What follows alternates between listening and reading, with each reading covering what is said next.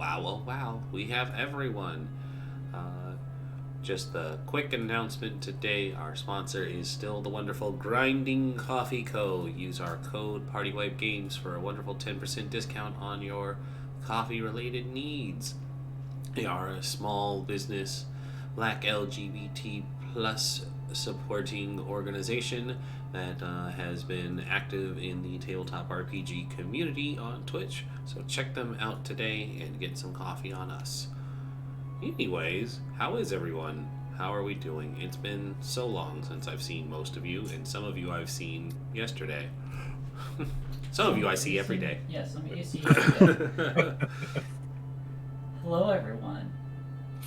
Hello. We finally got a full party. Yay! Yay. So Just in time for Feywild shenanigans. yeah, Just in time. you guys will probably actually get there now. But yes. I'm excited to get back into this. I'm gonna have to shake off some cobwebs, I think, and remember everyone's voices that I did for previous characters.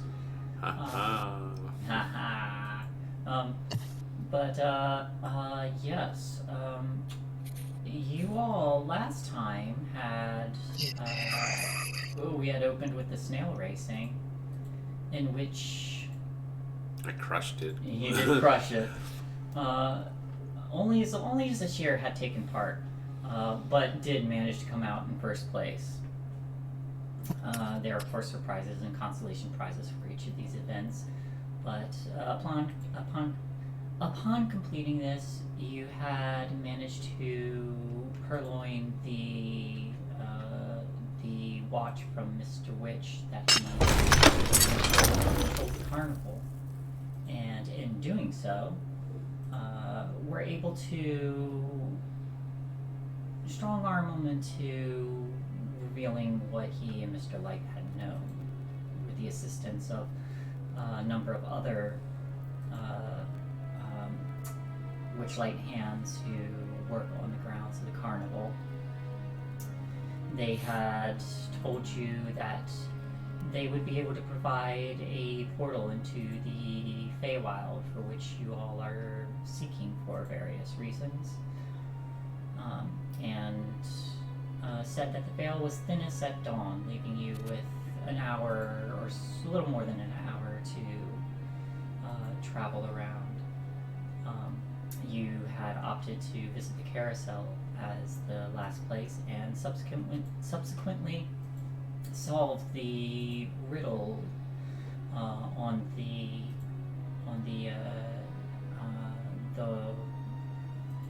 unicorns. This being an aid to help offer you answers that Diana, the one who runs that ride, the human with a horse body,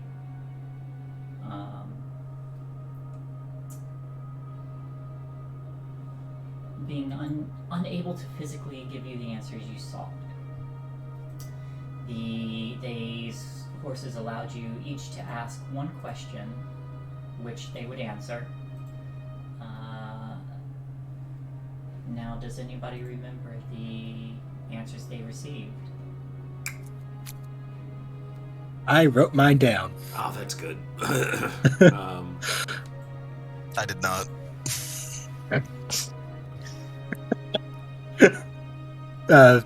Okay if I just say mine then? Yeah, go for Yeah. it. Eldin Moongrey Scarlet.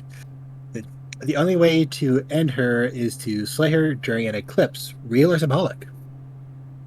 That's a good one to write down. I think I had asked something about being able to confront the coven. I believe you got an answer revealing that the coven had split up territories within Prismere. That's the one. I don't even remember what I asked. He asked I about your remember you new were traveling running. companions. Huh? I'm sorry. Sorry. He asked about his new traveling companions. Oh yes. Oh, right. You Oh, got right, you got secrets some. or something. Yeah, you got some secrets from everybody. Right. Um, but I'm gonna dial back for a little bit because Constantine would also be able to ask one question of one of these carousel unicorns. I think what Constantine would ask, especially since it's styled back a little bit, ahead of, even though we know about the portal, he would ask if they knew of anywhere within the carnival that would be a gateway into Prismia.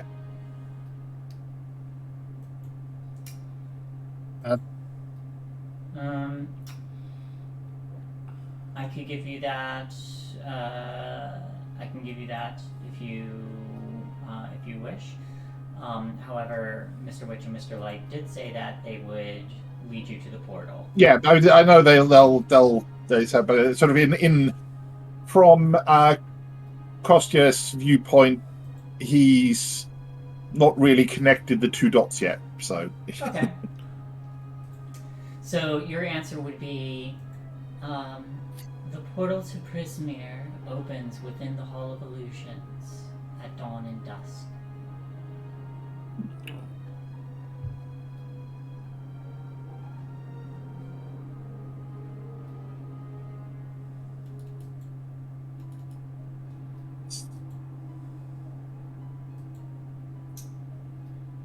And you'd probably get like the image of a mirror within the hall.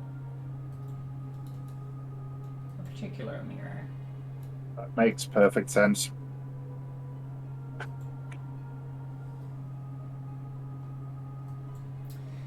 I would say you also receive.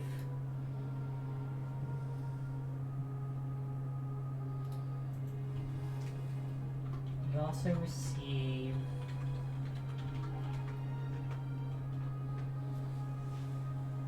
You also hear the voice answering you say, "To open the portal, you must speak hither, thither, here and there.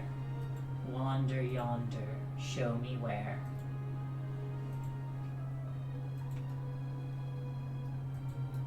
Hither, tither, here and there, show me. Wander, show me there. Oh, there you go. Wander yonder. Wander yonder, show me where. Wander over yonder. And that will allow you to open the portal.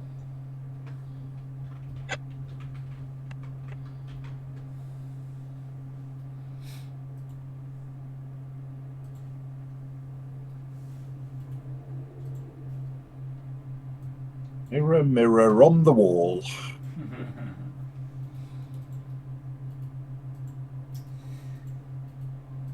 But we'll move back to the present, as it were, as you all had taken up into the big top to see what to see who gets crowned the Witchlight Monarch.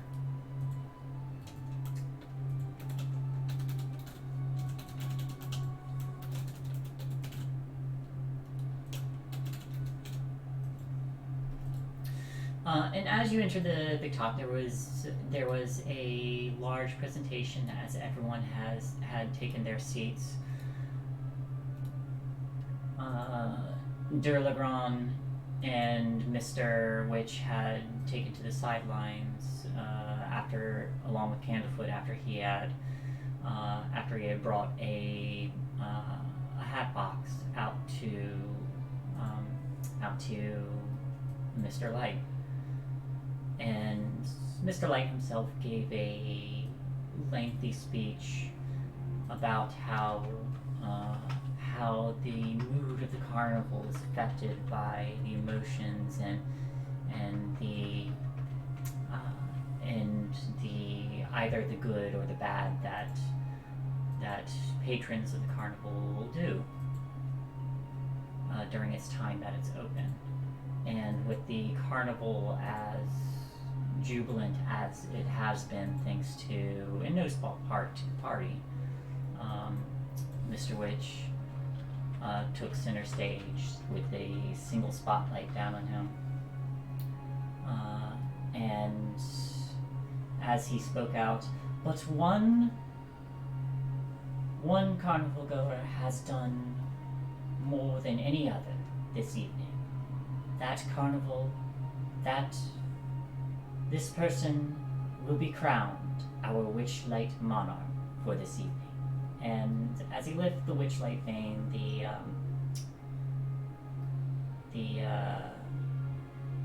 the scepter that Mr. Witch carries, a light emanated from it, and there was a shower of there was a shining butterfly that lifted from it and began to flutter out over the crowd as everyone kind of softly murmurs to themselves, and it starts to drift towards the party until it comes to rest, landing on Shell. And the spotlight following this little butterfly stops on Shell. And then you hear, "Ladies and gentlemen," and Mr. Light extends his hand, beckoning for you to come forward. Okay. Shell will wave and calm down. And there's some clapping that goes off before Mr. Light holds up his hands, and reaching into the hat box, he lifts out a crown. And this crown is adorned with a series of flowers and actual living butterflies that kind of just meander and flutter around it. And he lifts up this crown and smiling to you, and as he sets it on your head, kind of just leans in and says, "Thank you for what you've done." It was my pleasure. And as you say that, he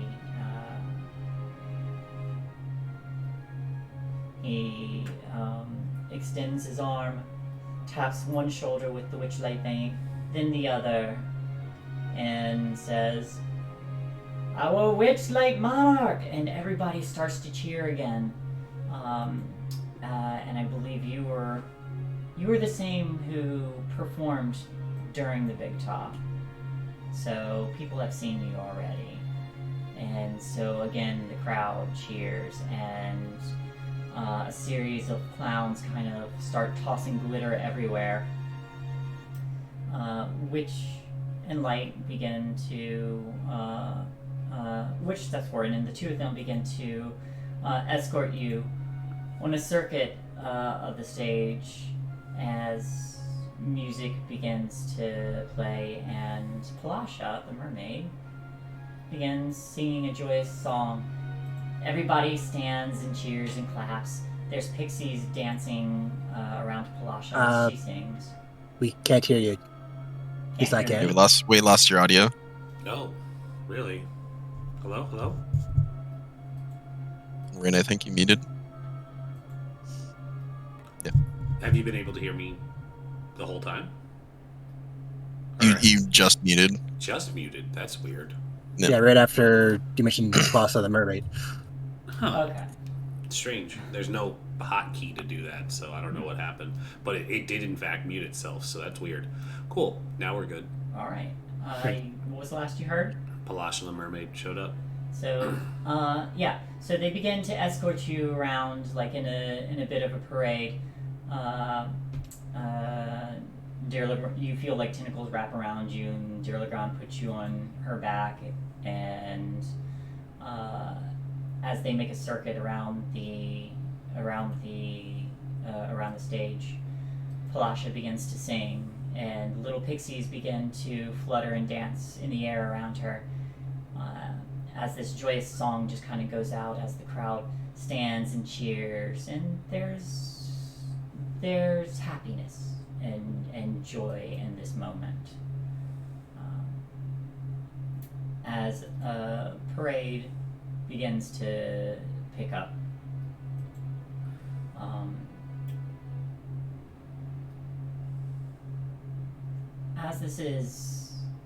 As this concludes, you're let down from Durlagron, and you hear Mr. Light call out, "This concludes our evening's crowning of the Witchlight Monarch." And again, there's cheering, and there's a lot of people who stay. A few of them get up and leave, but there's some in the crowd who seem interested in speaking or talking. But you also receive a boon, having been crowned. You like Okay. boons?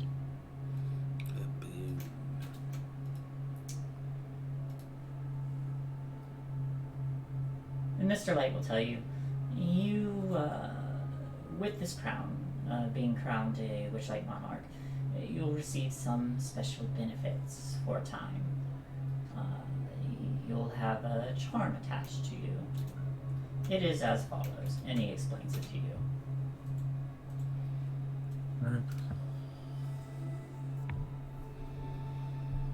What's your walking? He explains to you the charm of the monarch. Oh, wow. Read it out loud for us. Charm of the Monarch. You can spread a pair of beautiful butterfly wings. As long as you have the wings, you gain a flying speed equal to your walking speed, and you gain a +5 on all charisma-based ability checks. These effects last for 1 hour. After you use this charm 3 times, it vanishes from you. Cool. Yeah. If only the horse had got it. Flying centaur.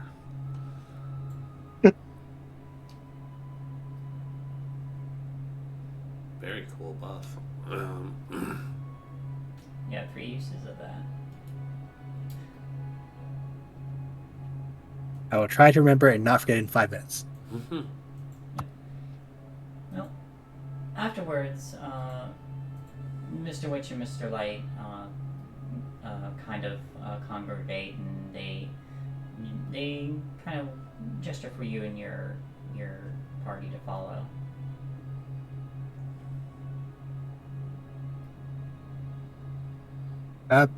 Shell will follow.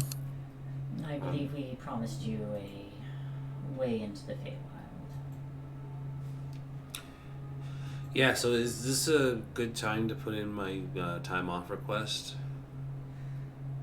Mr. Witch kind of like arcs a brow and says, "Actually, I was going to recommend you be knighted for a new monarch and assist them on their journey." Oh, yeah, no, that's even better. That way I don't have to use my sick leave.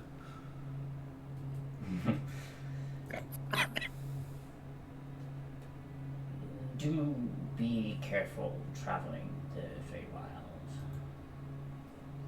And and both of them are walking, just kind of like leading you along. Light speaks up and says, "There's a place called Prismere. You already know what we told you. It's run by the Archfey Sibilla. Keep in mind that this portal is one way, but once you arrive there, you'll have to find another way out." All right, sounds easy enough. And as they're walking with you,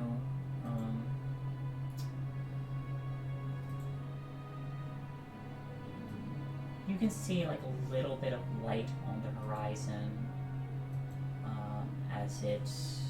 as dawn is beginning to approach. But before it actually breaks, you arrive at the Hall of Illusions, and you notice that nearby,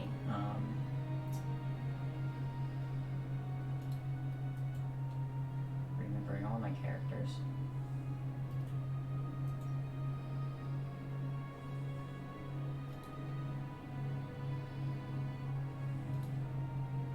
Candlefoot and is not far away from the entrance of the Hall of Illusions, but he sees Mr. Witch and Mr. Light leading you, and then smiles and waves, and you can see Palasha along the riverbank, sitting on the edge. She waves as well. Duragron is watching from a distance as well, right alongside Diana, the centaur who is not a centaur. And you all are led inside,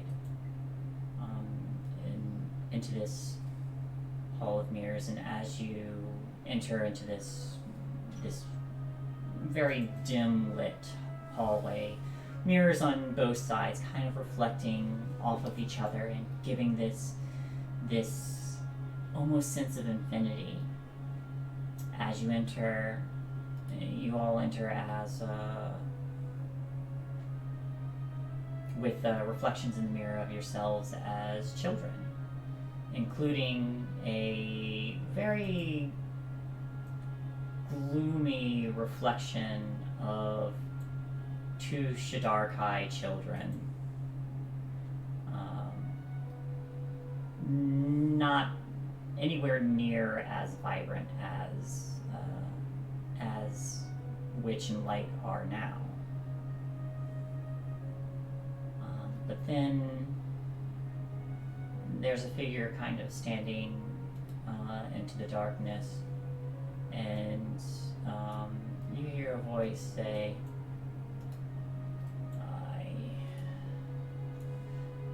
I can't let you interfere.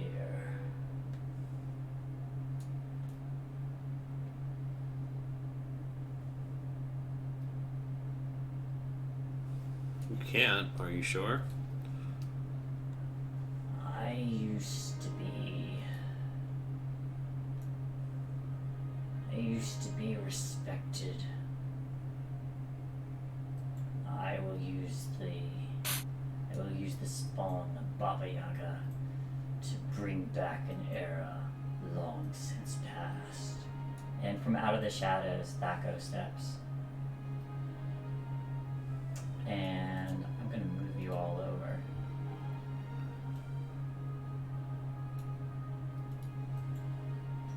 Combat? Oh, Alive. shit. Are we gonna kill Thaco? Let's do it.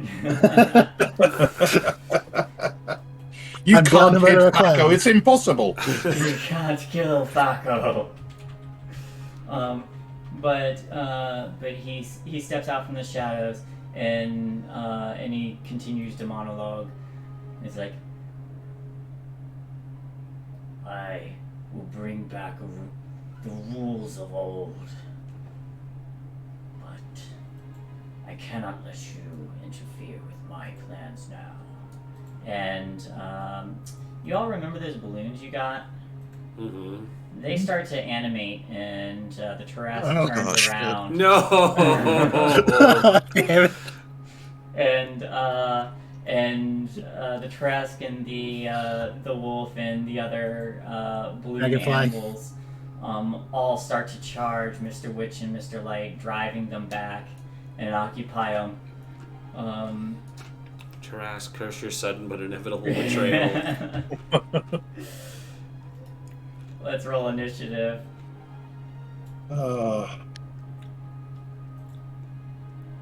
Can't believe the Taras backfired on me. 17. Nice. Make sure your token is Yeah, I was going to highlighted. say it's activated. Yeah, I'll activate it and then re-roll and just reset it to 18. No, I can add it in. You got you. Okay, cheers.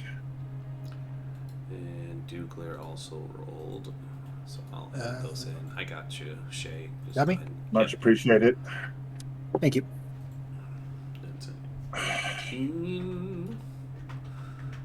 I just gotta get my stupid fingers under control because they want to keep typing the wrong things. There we go.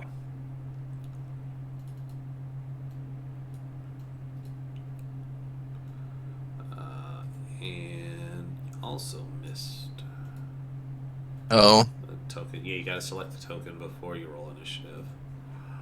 17. There we go. Okay, that should be us, hon. Alright.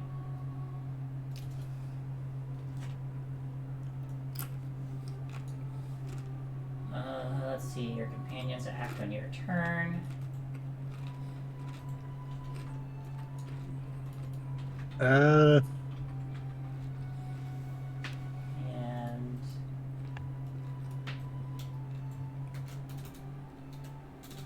I just need to change this name. Should do that.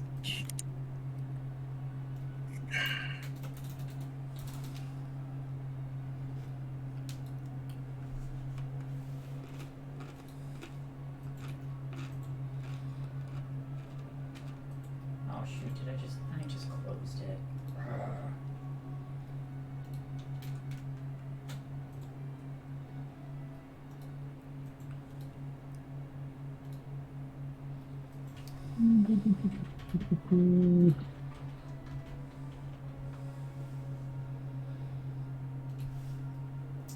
Do you want Emmett to be a part of this? No, he's an old boy and a good boy. Okay. Emmett just kind of like sits down. There's a little puppy in the reflection. Oh. Just kind of like wagging his tail, little puppy, blink dog. As Emmett just kind of like, kind of old man, tired, just kind of sits down and watches.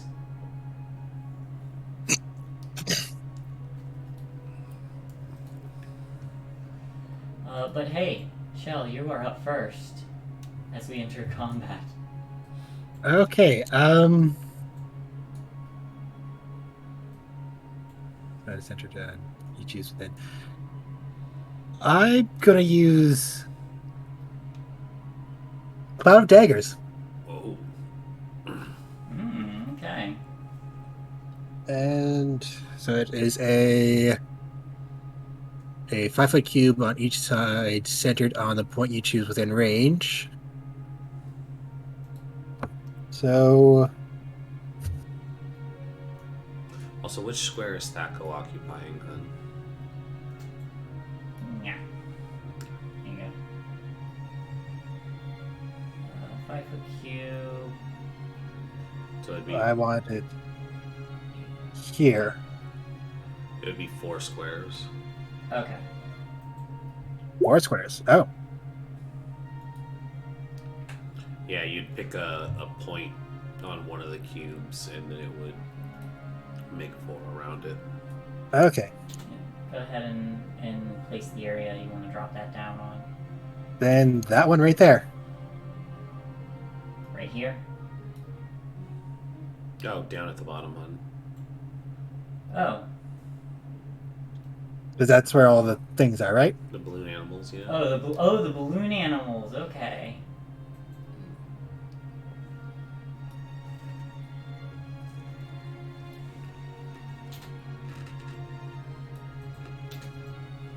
All right.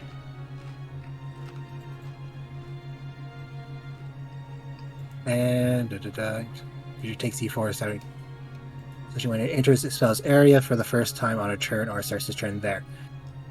Me casting it would cause them to enter it, right?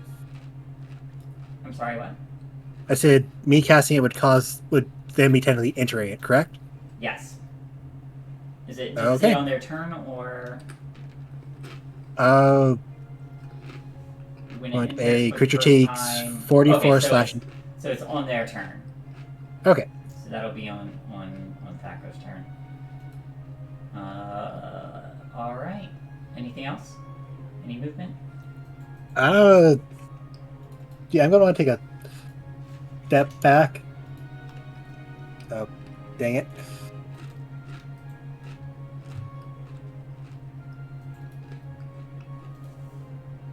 There we go. There's some other way people can actually, take a punch. Mm-hmm. Okay. And I'll call a punch back to me so they're hidden and not in danger. Are you able to move Ponch's token? Yes. Okay. Are you just dismissing them? Yeah, essentially. Okay. So Ponch kind of just deapparates into its protected pocket plane. We protect pets. Yeah. Constantine, you're up next. Well, Constantine is going to start off with Shiny, who's going to bump off a fairy fire over the set of everybody. So that is a. I think I just did the. Okay, here we go. For some reason, that's going to GM only, but so yeah, it's a 20-foot cube. So I'm thinking that will basically encompass pretty much everybody in the far quarter. Gets a what is it? It's a something DC 11 save. Dexterity DC 11. And where are you dropping it? I think back again. Yeah, but it's a 20-foot cube, so basically covering the mass of everybody. The massive balloons. The massive balloons. Unfortunately, I'll get Young and I'll get Witch and Light in there as well, but okay, can't really do anything about that. And if I can extend it up to get Thaco as well, cool. If not too worried. Thaco is actually, you would have noticed him up here. Oh, okay. So yeah, you can either drop it on him or the balloon. Oh, in which case, drop it on Thaco. Okay, we'll drop it on Thaco. Whoops. Right. Wait, those were daggers. Yeah. No, I unfortunately don't have control over Shiny, but I'll ask him to move up sort of next to me and into the corner a bit, just to get out of charging way. I should be able to... I got it. Okay. All right. So dexterity save. Yep. Ugh, Thaco fails. So he's so full concentration up to a minute. Attacks on him have advantage. Oh, it says he should be able to control it. I mean, Yeah, not unless let me keep I'm. messing with it. I'll let you know Okay. in a second. So Thaco just rolls terribly poorly. Fairy fire lights up on him. All attacks against him have advantage now. How about So now, we'll follow that up with a longbow shot from Constantine himself. Try shiny now. See if you can move him. Yep, got him. Okay. Yes.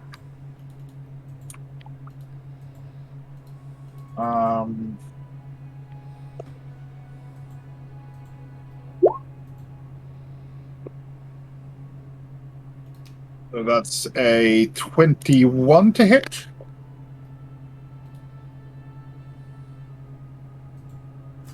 Uh, 21 does hit.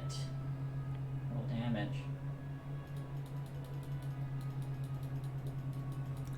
Rest, okay. That is 11 points of piercing. Good hit.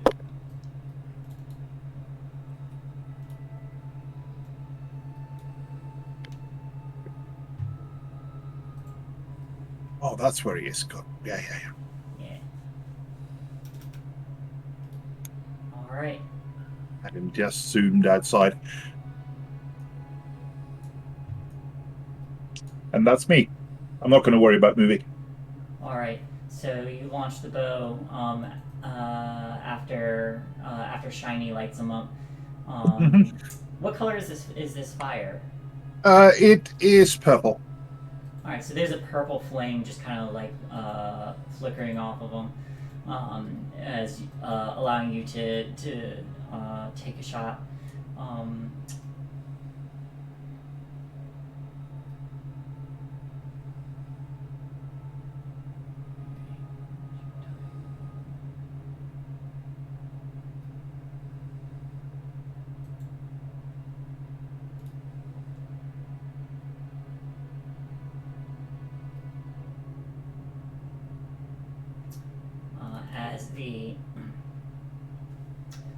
As the arrow sinks in,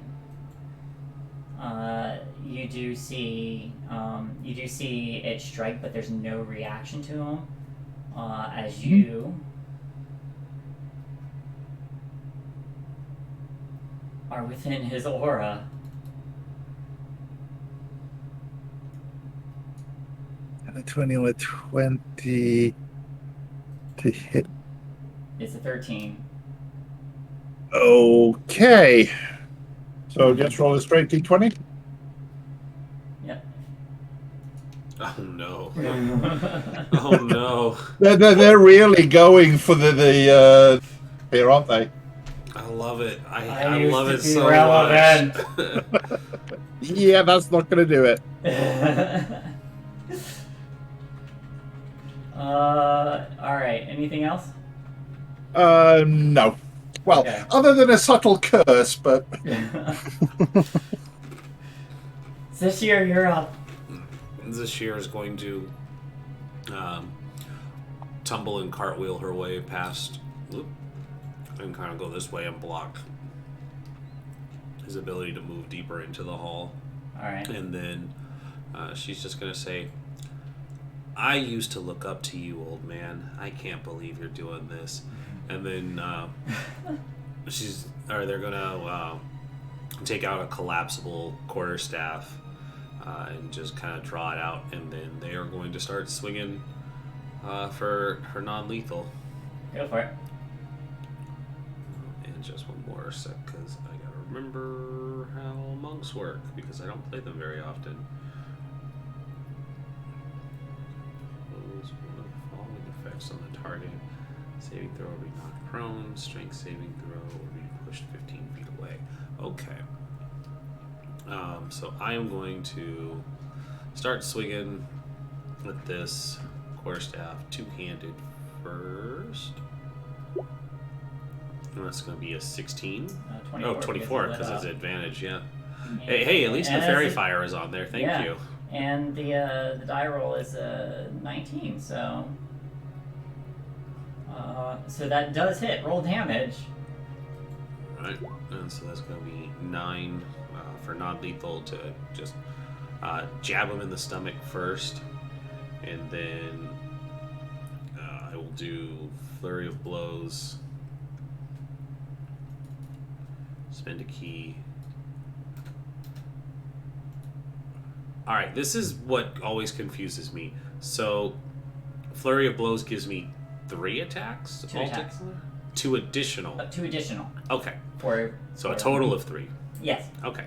And so then now I'm going to just go in with the unarmed strikes. That's an 11, so that'll miss. That misses. Wow. That also misses. All right. So you clock him real good with a staff, and you actually see him wince in pain this time, while within that aura. But he turns to you and raises a scythe to just kind of like warding you off, moving it against your quarterstaff. Oh no, he's got ×4 critical multiplier. I mean, That's an old edition reference too. I know. Okay. I am done though. He says, "I used to be relevant," and he's going to take an attack against you.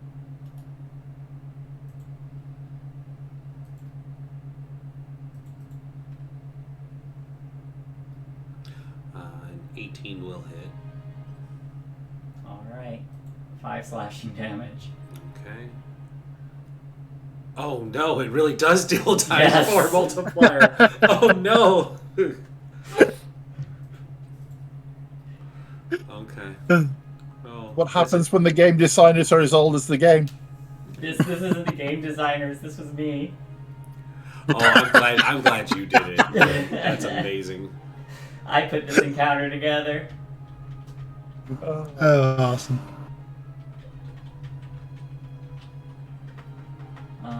Also, So roll cool. damage on your cloud of daggers. Oh, that is 4d4. Yes. 10. 10 damage. Alright. 3 of the balloons. 3 of the balloon animals pop. But not the invincible Tarrasque. Not the invincible Tarrasque. Yeah, that one really bit us in the butt. It really It did. did. Mistakes were made. Like, you could have put, like, a puppy or something. No. It's gotta end the world all. Yeah. And Thakos then is going to use his movement, and he's going to step back and shift around, and you see his reflection kind of turn. The fairy fire kind of like leaping off of all of these mirrors. He's going to step backward and kind of let his images disorient you as he starts to retreat deeper into the Hall of Illusions. Is that no provoke? You can provoke. Oh, alright. I'll smack him Go for it. once more with the quarterstaff. 17. 17. That's a roll of 12. Unfortunately, that Thaco aura. Okay.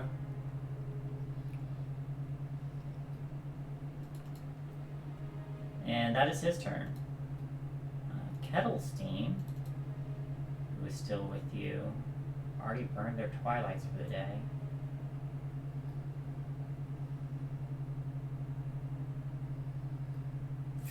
Why is it so dark? Are you not able to see anything? I can see a square around me. Same. Vision.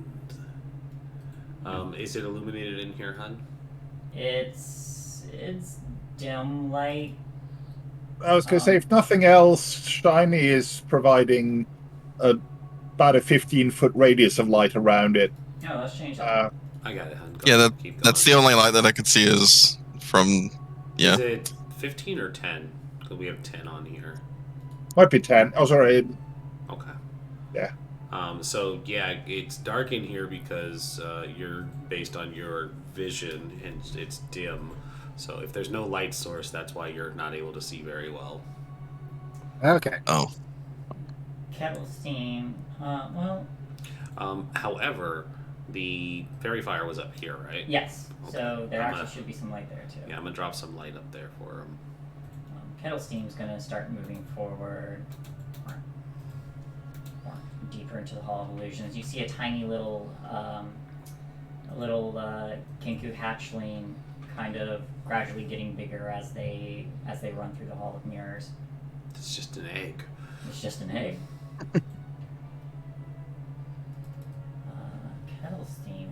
to.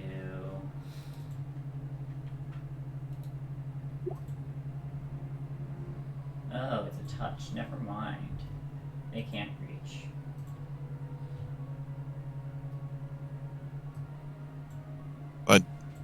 I just saw an arrow and then it disappeared. Oh, there we go. That's what's up there. Alright. Kettle Steam runs up, and from under their outfit, they draw a dagger and chuck it. With the 15... Ooh. No. 15 misses. He is within the Thaco aura. Unfortunately, it goes wide.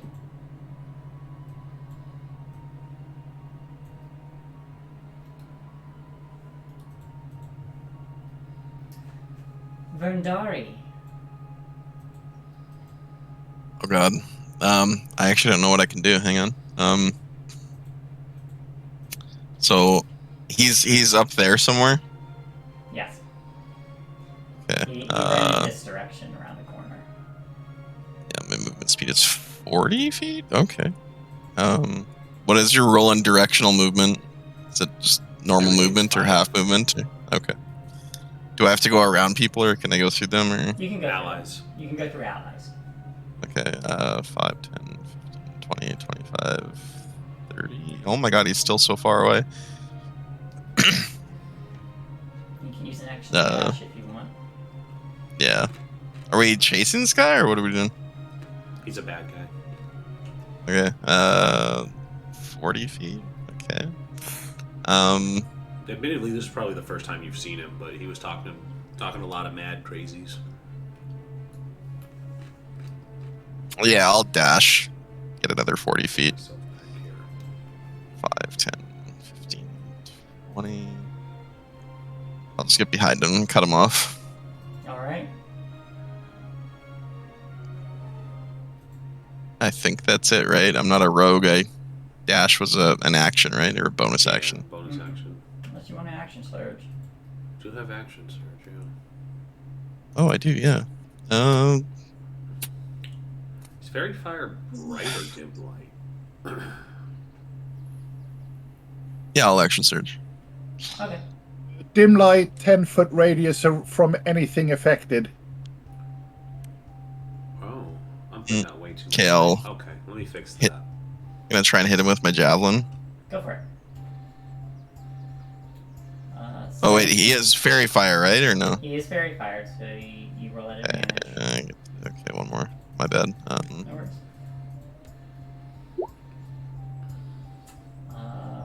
While a 17 normally hits, you are in the Thaco aura.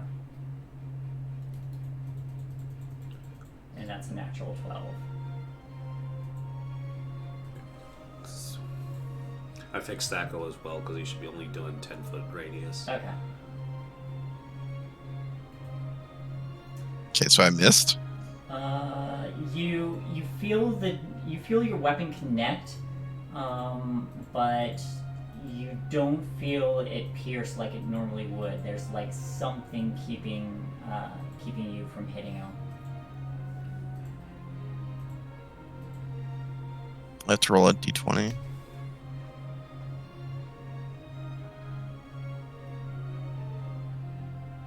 That's off your Not if you're attackable. Yeah.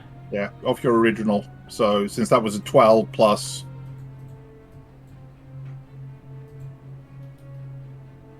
Anything else? No, that's it. Alrighty. Charlie, you're up again. Okay, so I'm gonna run up, which should be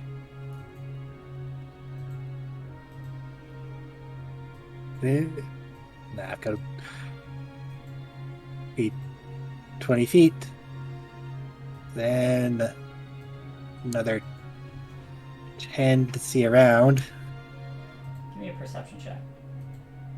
Perception. That was the wrong thing.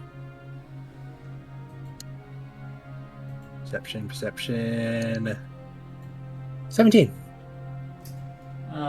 In the mirror beside you, you see a teenage version of yourself, but there's a creature sitting on your shoulder. Let's see if I remember how to. Oh, nope.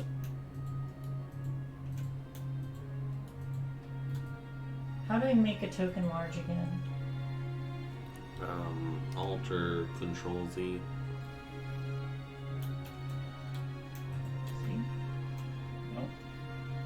Oh, no. Wasn't Control Z. I just banished it Just to trade show. set, I think.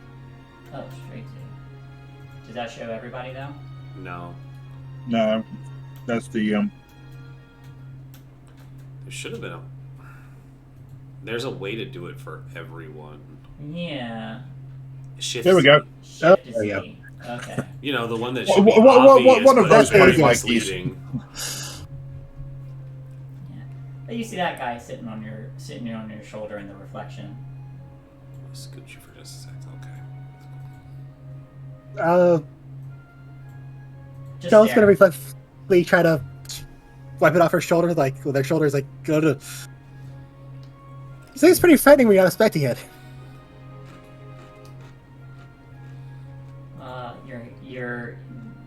Your hand in the reflection. It just kind of like it just sits and stares, but your hand you see your hand in the reflection, like not touching it, kind of like an optical illusion, like it's further back than you would expect it to be, but it's obviously there.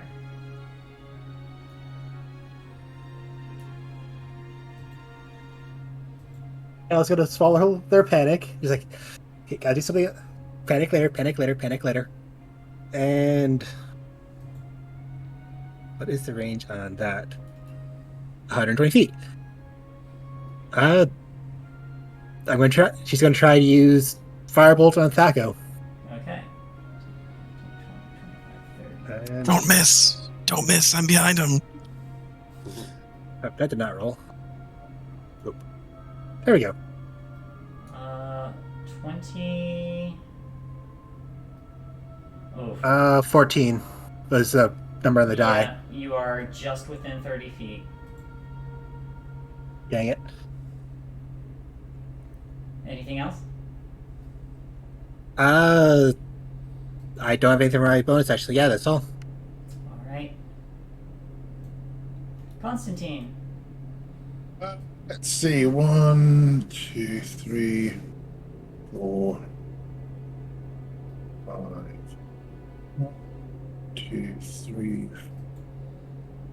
6. So I can actually go 1, 2, 3, 4, 5, 6. Yeah.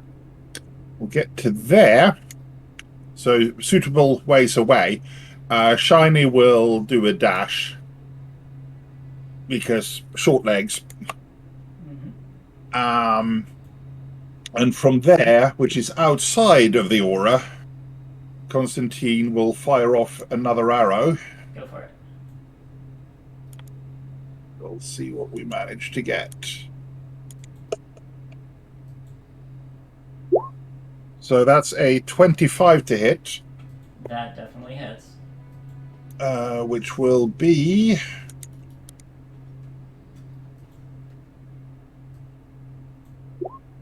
6 points of piercing. Whoops. So this arrow sinks in, and there's kind of like staggers a bit. He's looking battered. Anything else? Now that pretty much uses up everything I have. Alrighty. Zashir, you're up. 15, 15, 20, 25. We got the thingy, so there we go. That's gonna be 30 there. Zashir is going to continue to tumble and sway their way over, and then they are going to come down again with the quarterstaff first.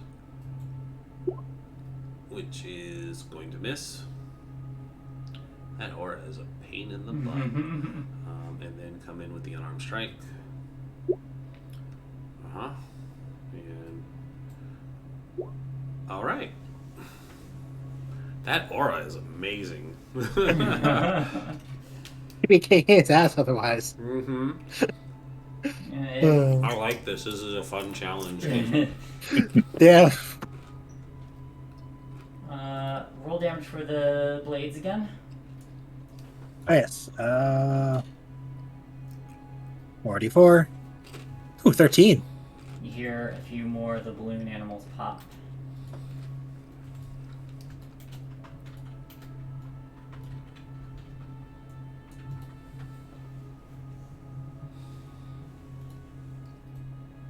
Oh, whoops.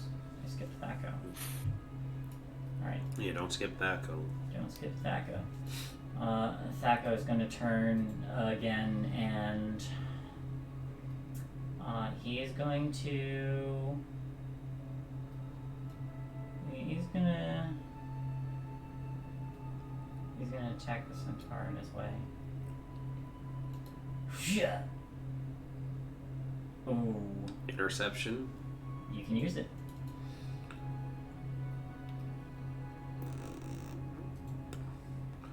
No damage.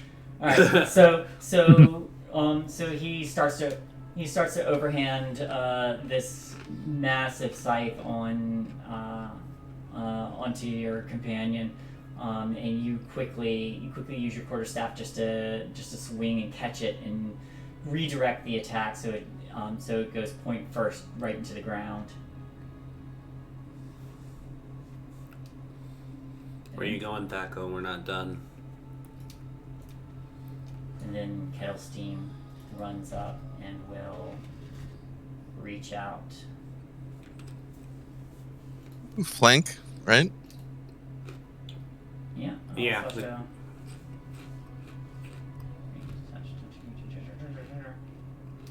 This is...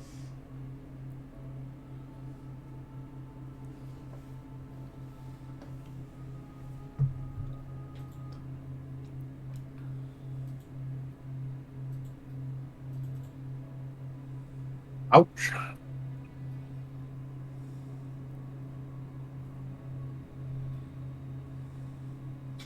The wisdom save or waste your action is the nasty portion of that. Yeah. Yeah, like, damn.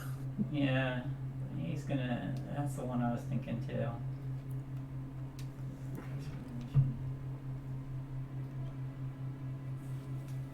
Alright.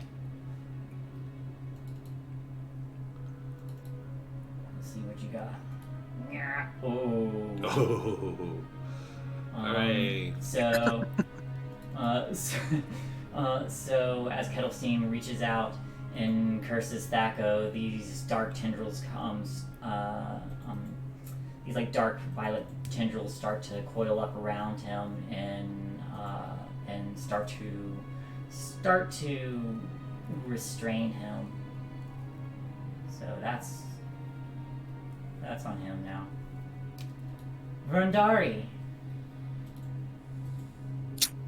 I'm just gonna try and hit him again, I guess. Go for it. Problem with being a melee character. What type of fighter are you? Echo Knight. Uh-huh. That does hit. Would you like to make another roll because you have advantage? Right. Alright. Nope, damage. that's... It's not a critical. You were just critical fishing. Wait, I rolled the wrong thing. I rolled a javelin instead of the pike. It would still be a 9, though. Yeah. And and you don't want the nat one. Not at all. Roll damage for your first roll. Okay. And then for my bonus action, I'll use Polearm Master. Which I think I have to roll to hit with as well. Mm-hmm. Still at advantage. I'm sure that misses. I'm assuming a 12 misses. It does, but you're still at Yeah. advantage. Oh, right. can just toggle it up at the top so that it always rolls with advantage. You just... I'm assuming a 14 misses too. Yes. He's looking really, really bad right now. And he goes, "No, I was relevant. I will be again." Shell, what you do? Wish I had vicious mockery right now. Mm-hmm. You know who does have vicious mockery? Me. Now that he's cursed is a good time to do it. Mm-hmm. Oh yeah.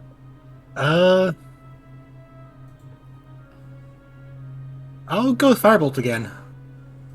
Go for it.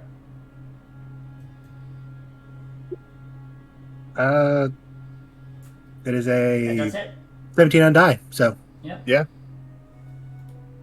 And let's hit 5. 2 damage. Ooh. Anything else? No, that's all. Alright. The creature just stares at you in the mirror still. Like, Its expression unchanging. I just kind of boast like shoo. Mm-hmm. Constantine. Ooh. Cruel to be kind. Nah. Constantine will just see what happens if he throws off another arrow from the longbow.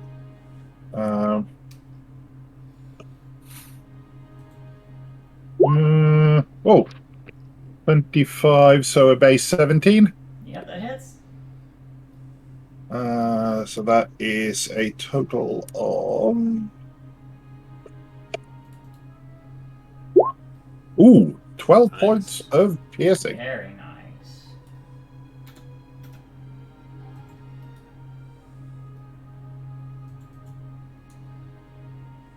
Alright.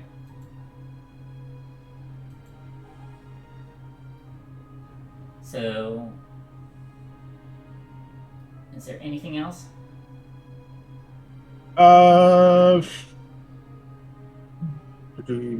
That's there. No, that's it for Kostya for now. Alright. It says here, what you got? I am going to actually cast Tasha's Hideous Laughter now. Do it! It does not include my spell DC, which should actually be based on wisdom, so it would be 14. No, 12, because it's 8 plus modifier, right? And it's the wisdom save. Yeah. Is it 8 plus proficiency or 8 plus caster ability? 8 plus proficiency plus the plus Wait, your hold on. spell Wait, I modifier. can figure this out because it asked me to toggle it on there. Okay, DC 14, yes. Okay. Meow. There's an 18. Ah, now he rolls good. Now he rolls good. Alright, and then what else can I do? Trust Thaco not to have a sense of humor. You know, seriously. He's the sad clown after I'm all. all about mechanics. Okay. Spend key to take dodge as a bonus action. I'm not really worried about that.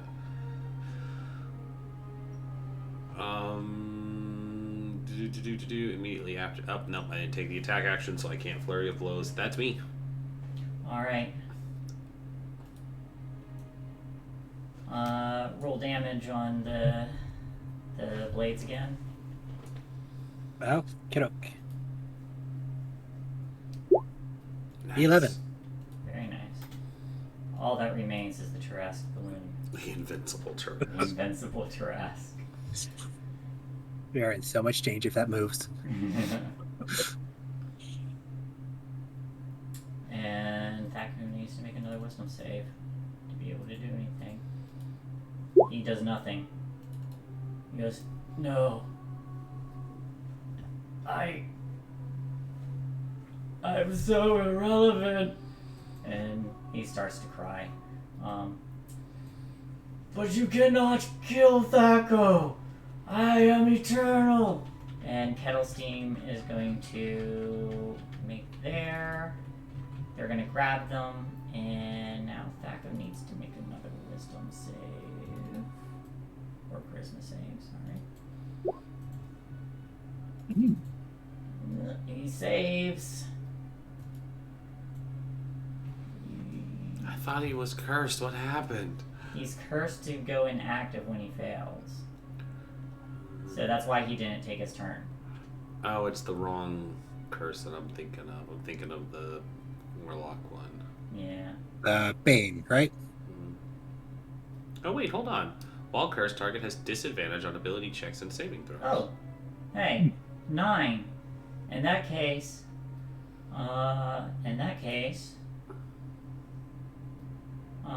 you see... That was also a 3 on my Hideous Laughter. Oh, yeah, okay. Correct.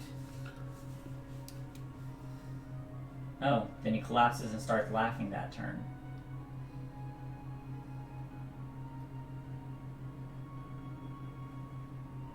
Oh, wait. Nope. Choose one ability score while cursed. Did it choose an ability score? It was wisdom. Okay.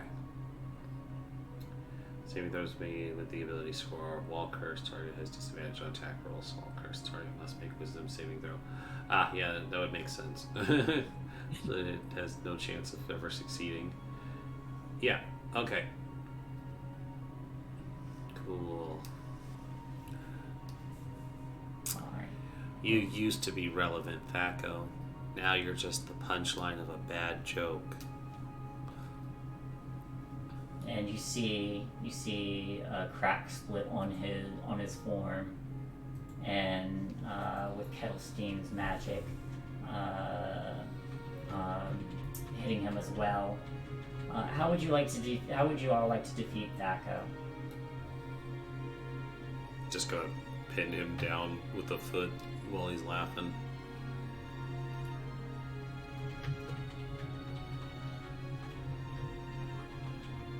Yeah, if we don't have to kill him, I'm fine with just having him pinned.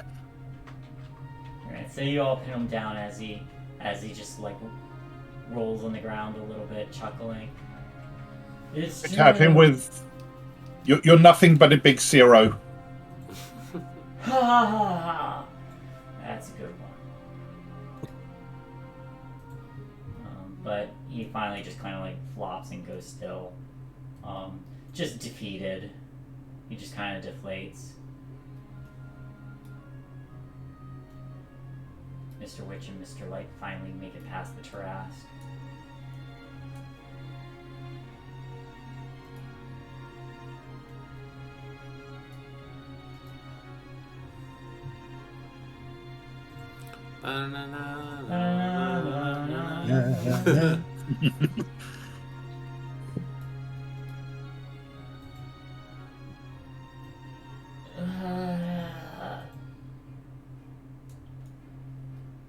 Is Thaco still alive? Yep, took him in, kicking and chuckling. Zashir puts on some sunglasses.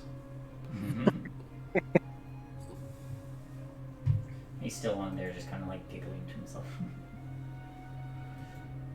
Oh, I have some rope if you want to tie him up. Yes, we'll do that. They approach and start to tie Thaco up. Kettlesteam already produces their own rope to do so.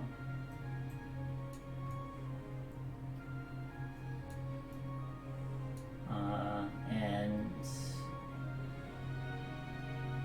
Kettlesteam kind of like looks between everyone and then Thaco before approaching, and he looks to the group of you, and you just hear their voice say, "Go on ahead." Mr. Witch and Mr. Light, Kettlesteam takes up guard around Thaco, so Mr. Witch and Mr. Light can lead you further in. Let's get you all out of here before he decides to try anything else. Okay. Lead the way. So he leads you all deeper into the Hall of Mirrors, and you all age up from in your reflections, you all age up from children to teens to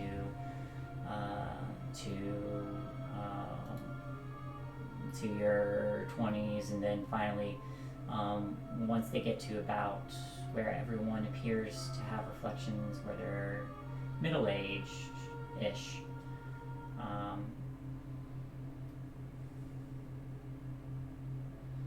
the two of them pause by one mirror in particular, and Mr. Witch addresses you, his tone growing a bit hushed.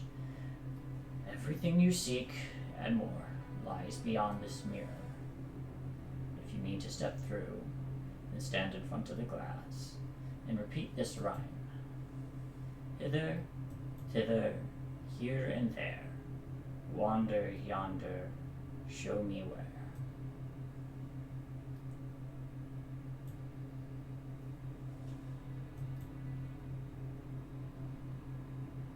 Constantine will sort of walk up through their legs. Hither, thither, here and there, wander yonder, show me where. And as the words leave your lips, the mirror grows a little foggy as if mist is pouring in, and then starts to swirl faster and faster until it creates a vortex, and your reflection is blotted out. And then Mr. Light speaks up and says, all you need to do now is touch the surface of the mirror.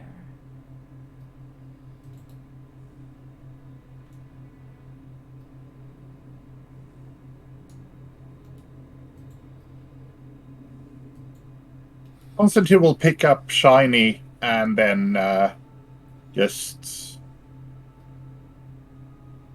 stretch out his hand.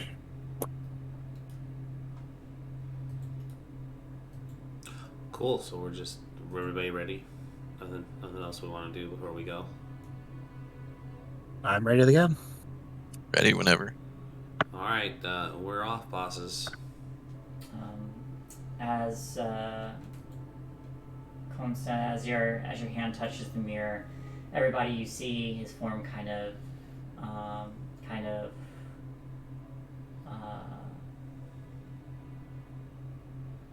deapparate into a puff of mist and as his body kind of like swirls into the vortex and disappears. Who's next? Joe go next. Chell, you reach up, you press a hand against the mirror, and just the same, your form swirls down into this vortex.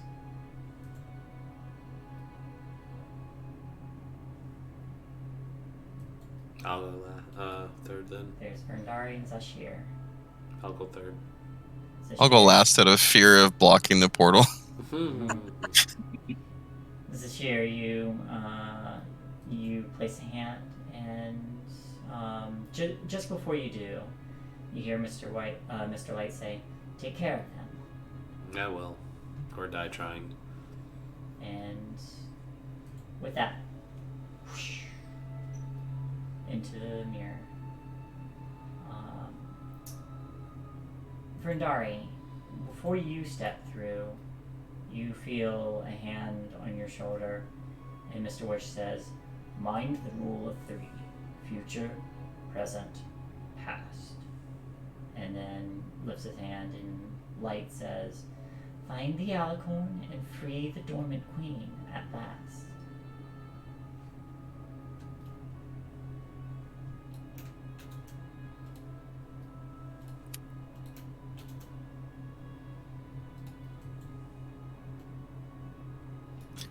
Not sure who those people are.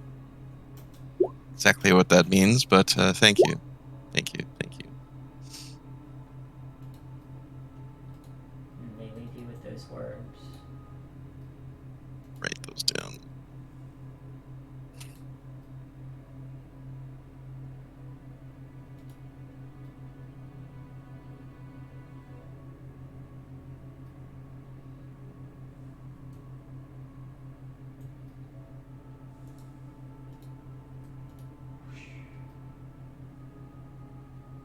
Oh, cool.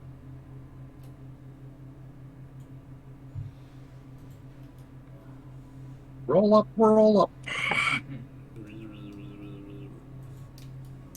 Do I fit through the portal? Yep, your body, as you touch the glass, your body deapparates, and you are sucked into the portal as well. And I think this is a good place to take an early break. Early break. And by the way, you all can level up to level 4. Boo, level up. Ooh. All right, so early break, level up. We will come back and review what everybody did while we are away. Let's take an extra 5, so 10 minutes. We'll be back. Hopefully, that's enough for everyone to level. And then we'll continue from there. So stick around, folks. We'll be back shortly. Finally got to the Feywild. Mhm.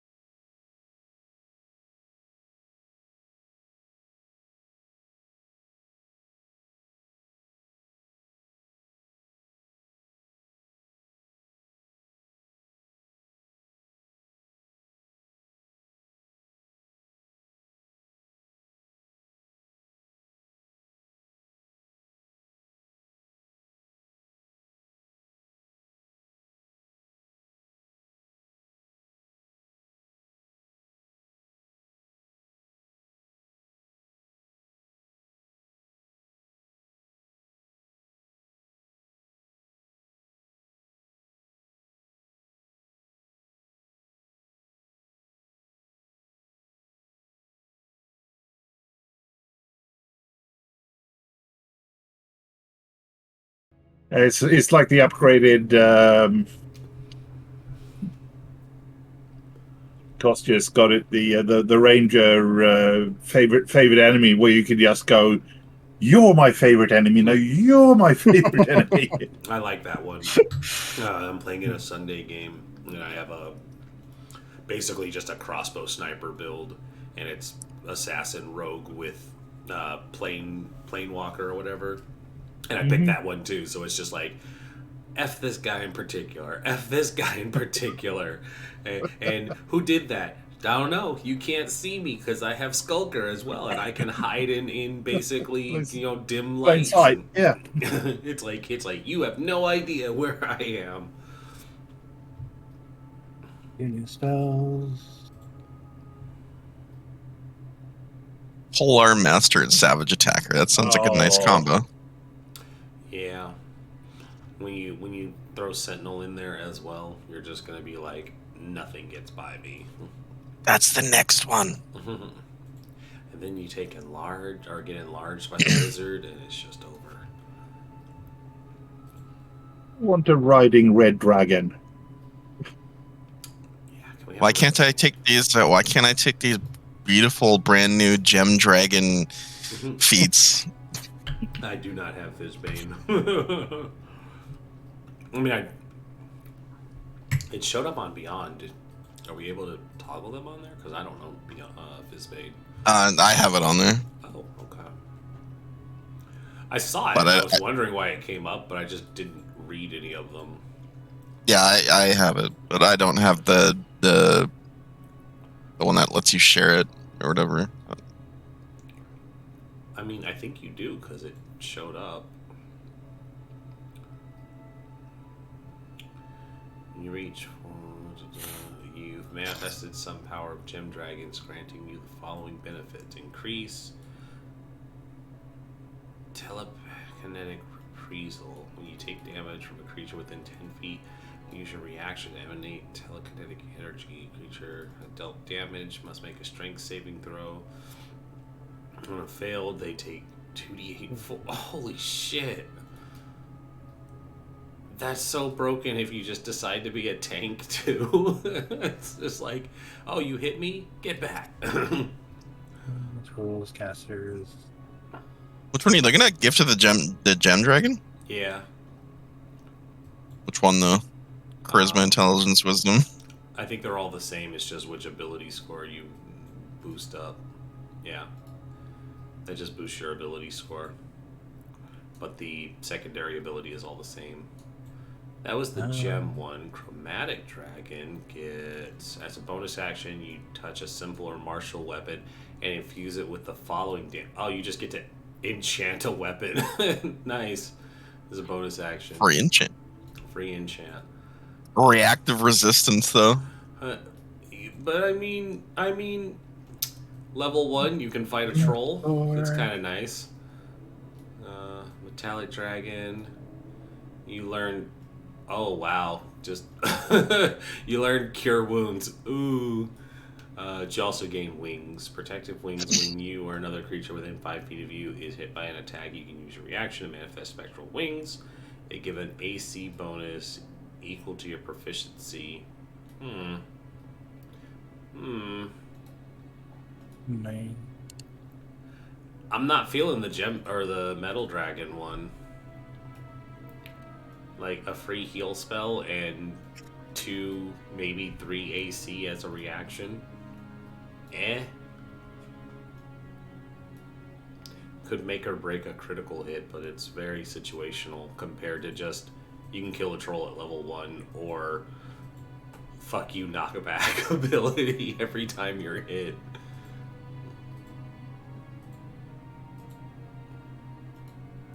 I wish those were there earlier. I could have taken them for some other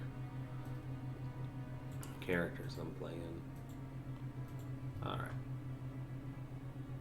Are we all back and ready now? Yes. Yep. Would we like to go over what we did? Yeah, let's go over what we did.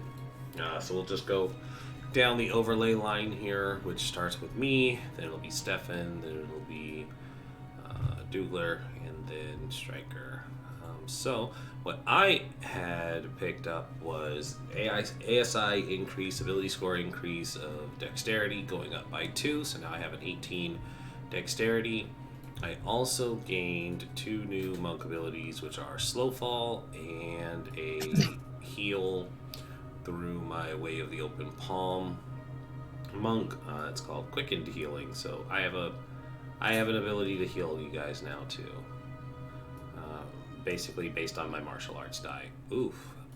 2 key points for it though. You guys may not get healed. No, I'm kidding. It's an alright heal, I guess. It's a clutch heal.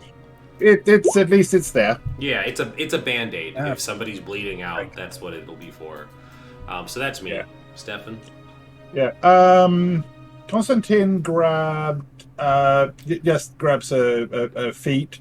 Figured Fey touched intelligence seemed apropos. So I have Fey touched as well. It's a very good one. He kicks up his intelligence and then gets Misty Step. And for his chosen spell, he went with Dissonant Whispers. Nice. We got the 2 forms of verbal mockery now. Are we just Wardorf and Stantler now?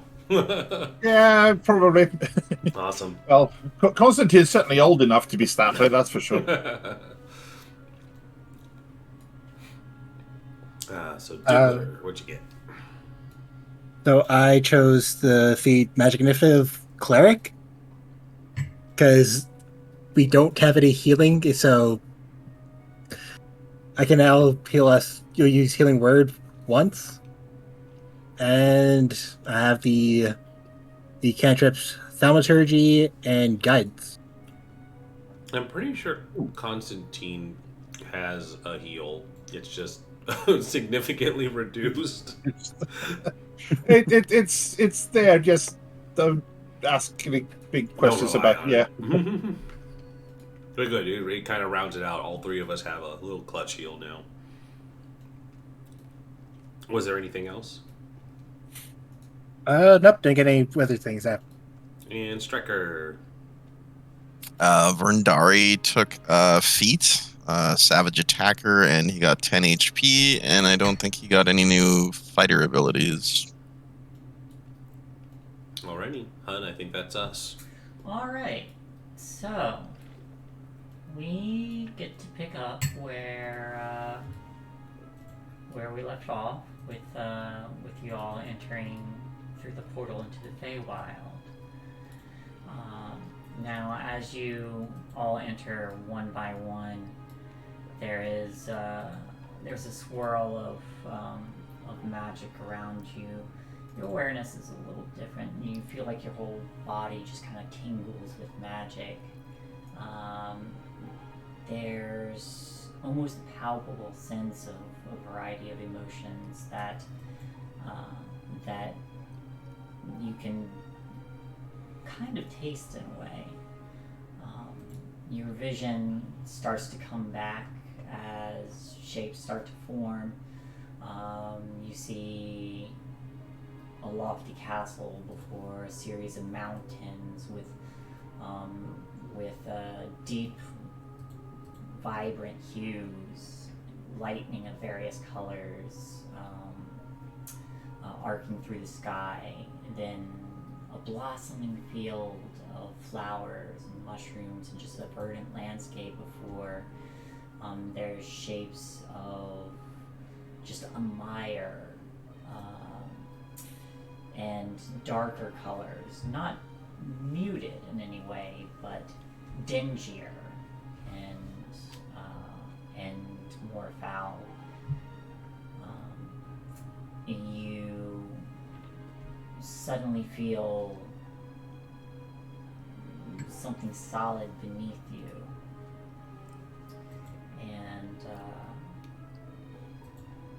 as your senses come back to you, you see that you're standing at the edge of a raised and broken causeway under a very hazy twilight sky. This causeway is built from very pale stones that glow faintly from within.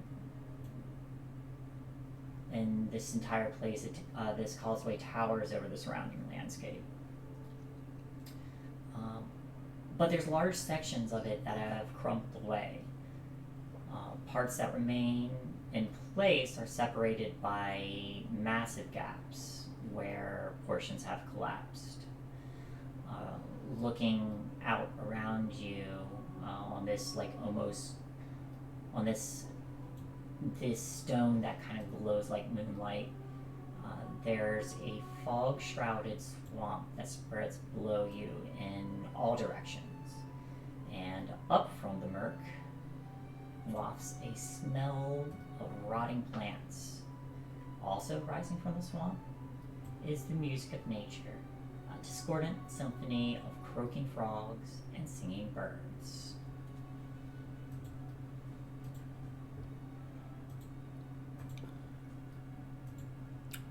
Well, this is a change of scenery. Yes, it's quite different than the carnival. I'm not quite sure what I was expecting, but this seems to fit the bill. It's just a tad different, huh?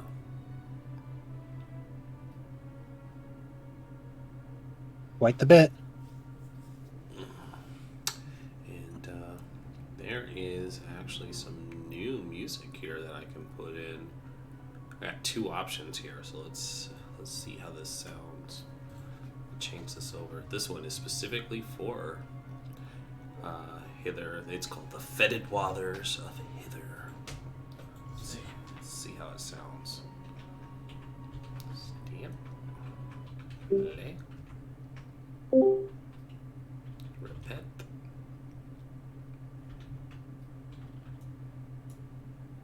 Nope. There's something. Oh, yeah, it did work. Okay.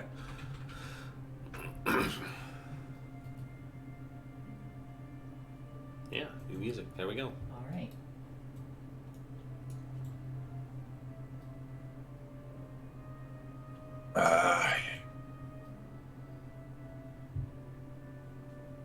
We're not in Faerun anymore. No, you hadn't been in Faerun for a while. We are not.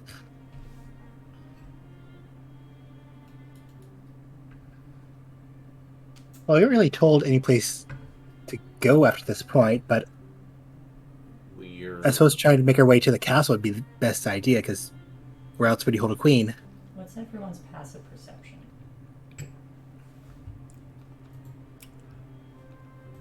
Passive perception will be found halfway down on the left. Mine is a 14.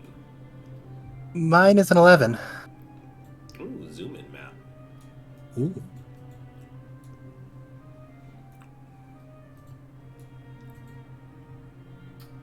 Oh, passive perception. I'm sorry, I didn't quite catch you there. 7. that would be why. 10. Okay, Joe. You're the only one who really notices this. Wait, Chell is the only one? I'm sorry, not Chell.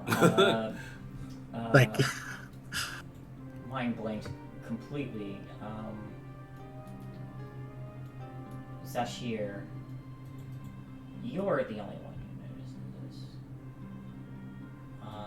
Off in the distance, as you're kind of like looking over like this canopy of trees and mostly shrouded in rolling mist and fog, you spot a great balloon that's made of like patchwork materials.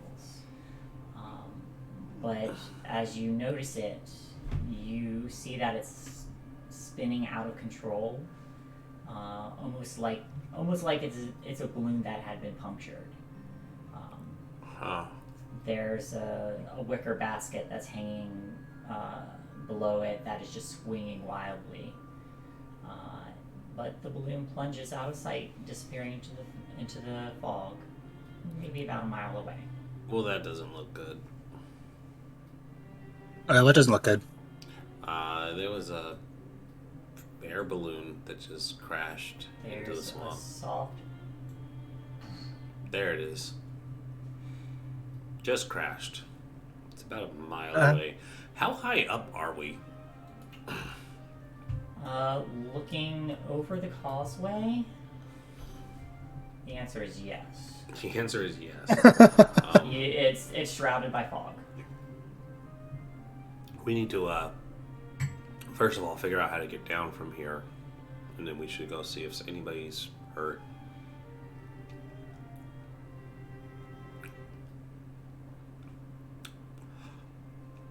That would be a good idea. Yeah. Hopefully there are stairs. And the sheer kind of looks over to the centaur. Or this is going to be real awkward. Yeah, I'm not sure I can help anybody climb. I mean, you technically... It's okay. I'll jump and you all can catch me. Looking Me. looking over me. I forgot you do that. Looking over the side of the causeway, there are. Excuse me. There are handholds and footholds carved into the pillars. There's also the caps of large mushrooms as well. So this is gonna be real fun. And these are like large, like shelf mushrooms, just kind of growing on the side of it. Gonna jump from mushroom to mushroom. You can. Yeah. Rendari, just aim for the bushes, okay? Mushrooms, same difference. Oh, this reminds me.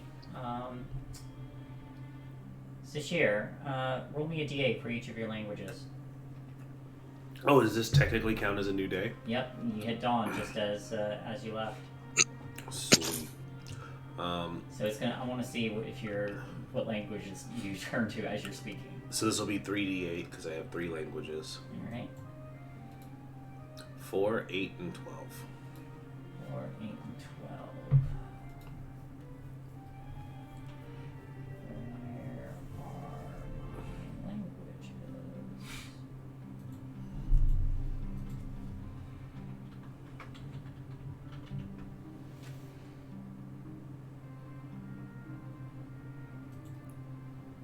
Alright. I'm just going to pull up the book. Because for some reason it's harder for me to find it in D&D Beyond.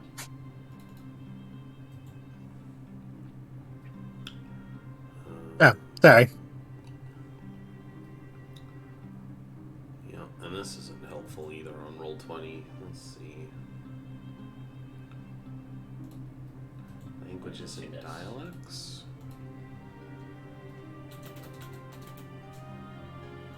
I just There you need go. need the list of languages. Roll20. Here we go. Found it. What were your rolls? That is a 4, an 8, and a 12.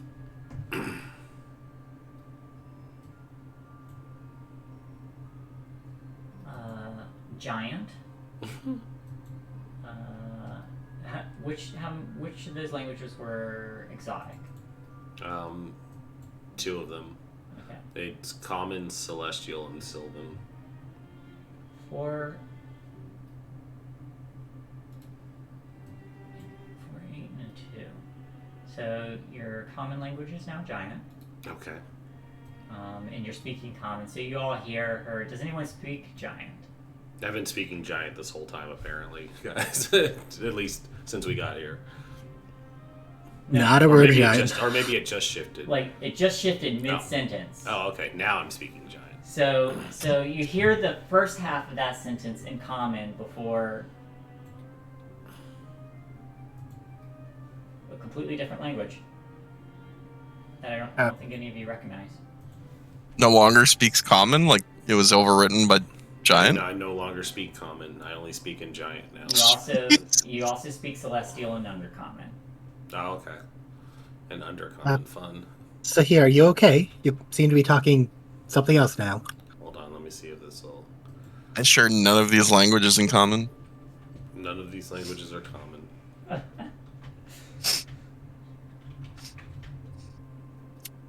I mean, I know Common and Sylvan, but you don't speak either of those right now? Not anymore, nope. Alright, so this is supposed to be a translator, but it did not actually do anything. Alright, let's see. Lingo Jam's got some. Lingo Jam has got some. Lingo Jam.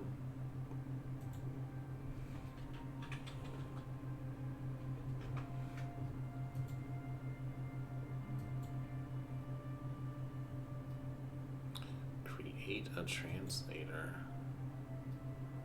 No, that doesn't help. What? Hang on. I just want to make fake giant words.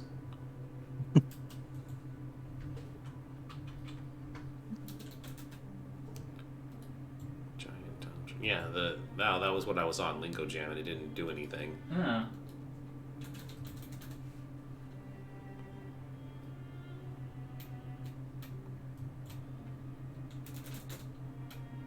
Seems to work for me. It's only translating half the words. Oh, I see. It's incomplete then.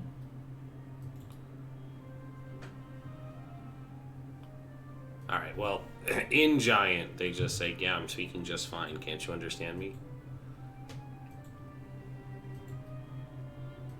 I was going to start to ritual cast comprehend languages. Alright, you sit down and what does this ritual look like?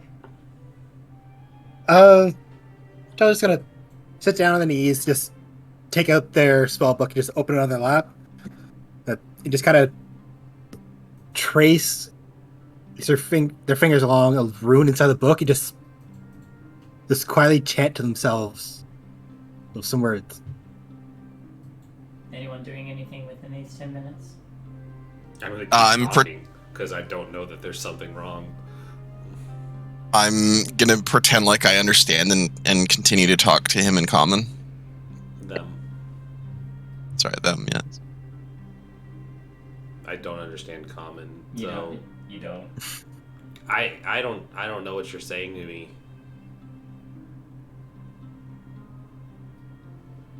Constantine, you usually speak reason. What is going on?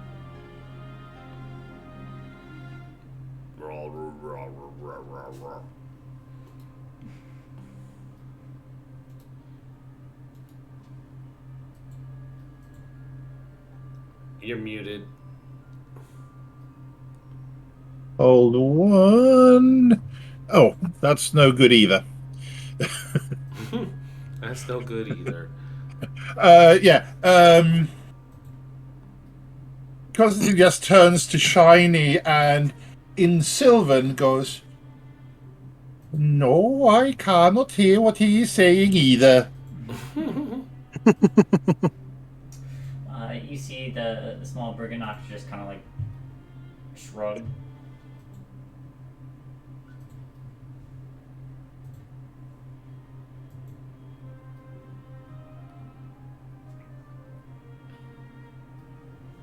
I don't know what's going on. I was just currently occupied for the next 10 minutes, so. Alright, well, I'm gonna start walking once you guys figure out what to do and catch up. After about 10 minutes, your ritual does finish. So we're like, so here, come back, please. You started speaking a different language than us. Still doesn't understand you. I have no idea what you're saying. Yeah, I just hear more of the language. Wait, hold on. Yeah, I thought I did both. What? Oh, I have to be able to understand you. For the duration, you understand the literal meaning of any spoken language that you hear. You also understand any written language that you see. But you must be touching the surface of which the words are written. It takes about 1 minute to read one page. The spell doesn't decode secret messages in a text or glyph, such as an arcane sigil that isn't part of a written language. So you can understand them. Ah, dang. They can't understand you. This is going to be very fun for basically the Okay. whole campaign, because I will not be able to understand anything from this point on. Dude, It's okay. Oh, We'll play dang. charades. We'll play charades. Hmm. okay,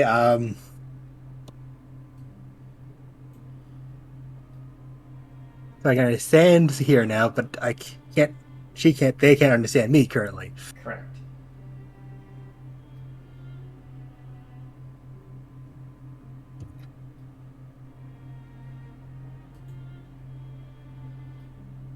Okay, so we're going down, right? Yeah, gonna just start climbing down. Right. Yeah, I'll just stick yeah. here. I don't think that these hand and foot things are gonna work for me, so I'm just gonna jump from mushroom to mushroom. Okay. Those of you who are And climbing down, My best. make me an athletics check.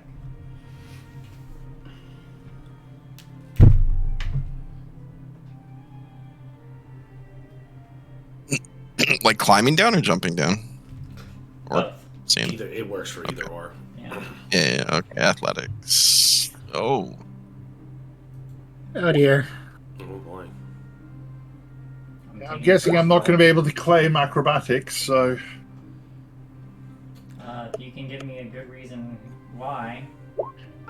well, I'm thinking that being of the small and nimble kind, Constantine is more likely to sort of do the I am a character in a 1980s video game and therefore somersault from mushroom to mushroom on his way down. Gnomish platformer. I'll allow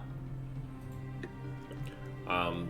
Zashir will walk back to the others and hold out some hempen rope, and probably not knowing that they don't understand still, will just say, tie the rope around each other. Probably not Verndari. If they slip and fall, we're all dead. So Chelsea's gonna translate and say, so here thinks me and Constantine should tie the rope to each other. So if one of us falls, we can hopefully pull the other up. Since you're jumping, Venari, it might just be an issue to have us tied to you. Yes, I see. See.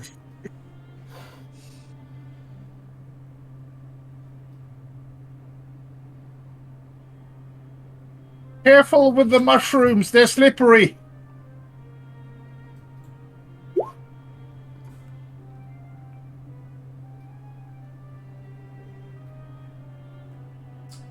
Alright. So, you all see Verndari just kind of like hopscotch down these mushrooms, which are large enough to hold a centaur. These are massive mushrooms, and so Verndari, you start to descend your way down the mist. You find a rhythm. Chell, you start to climb down while Constantine begins to do somersaults and flips down the mushrooms. Zashir, you're an acrobat. You're used to this kind of thing. Constantine, however, does slip on a mushroom, followed by Chell, who are both tied to Zashir.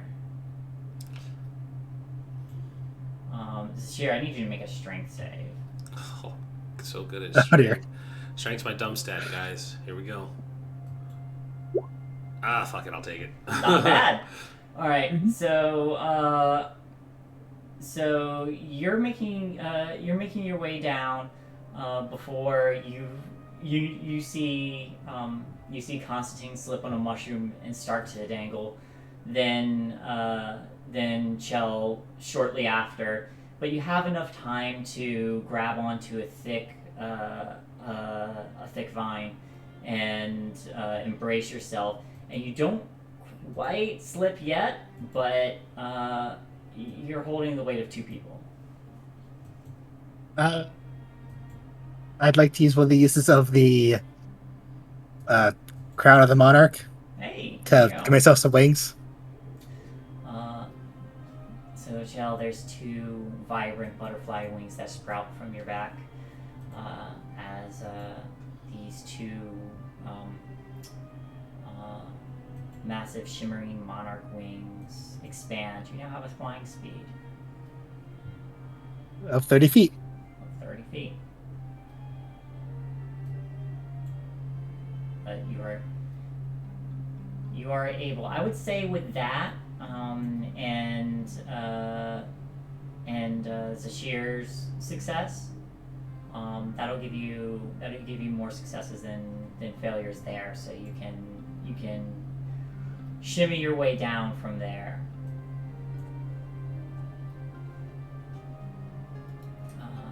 Now, as you all reach the bottom, Constantine, you're the first to, or the first besides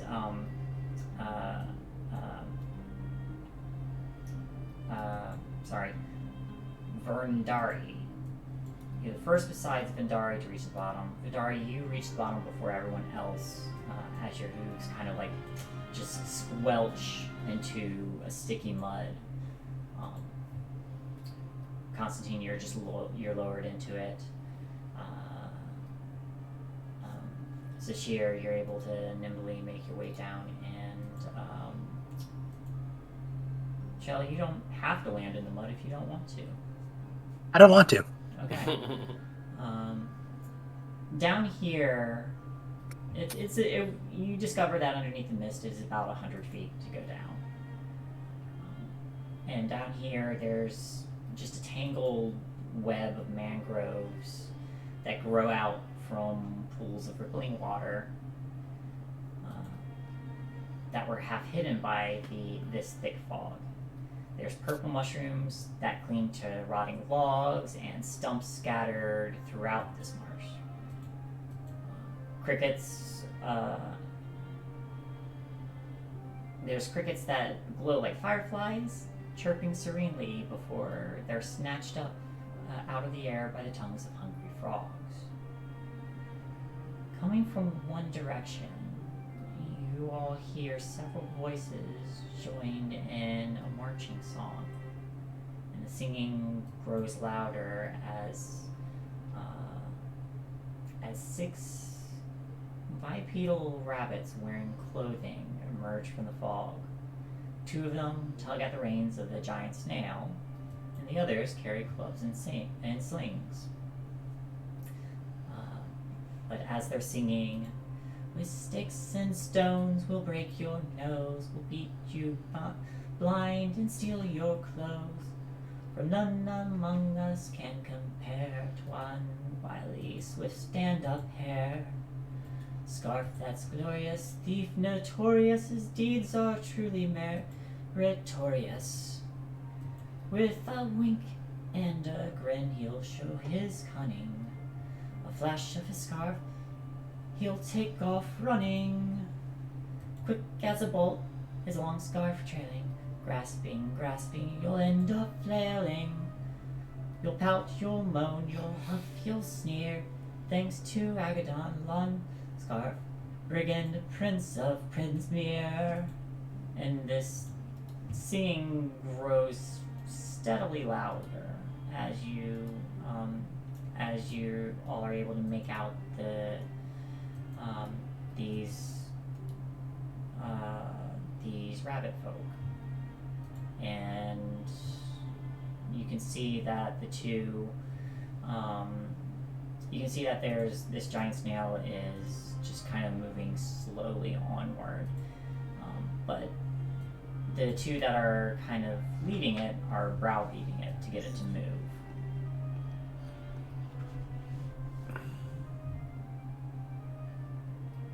I was gonna look to the rest of the group and just kind of motion my hands like, should we stay? Should we go over to them?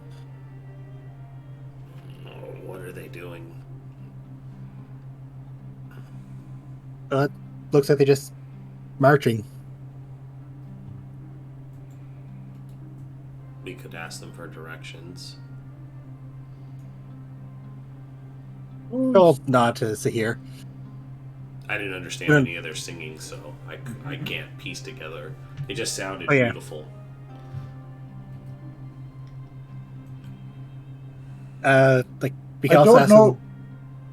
Yeah, I don't know that we need or looking for a prince of Princemere. I thought we were looking for a queen of Princemere.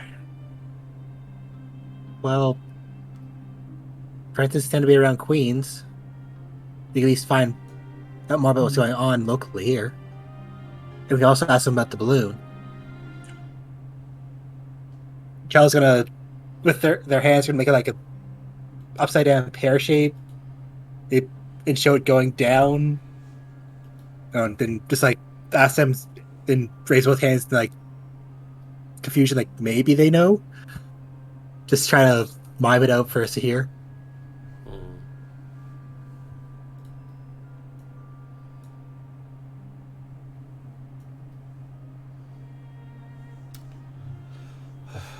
Somebody else is going to have to take the lead. I'm sure that they won't understand me either. Kel gives to hear thumbs up, like, okay, guys, let's go over then. Alright. And Kel's gonna flow over, like, wave their hand, like, hello there. As you approach, one of these rabbit folk holds up her hand, and the chanting kind of comes to a stop. This one, the one that held up her hand, says, "Boy, hello there." Hi, we're kind of new to the realm. Well, We heard you were rude. singing You haven't about- even introduced yourself. My apologies. You can call me Chell. These are my companions. And, Tahir, Constantine, and Vendari.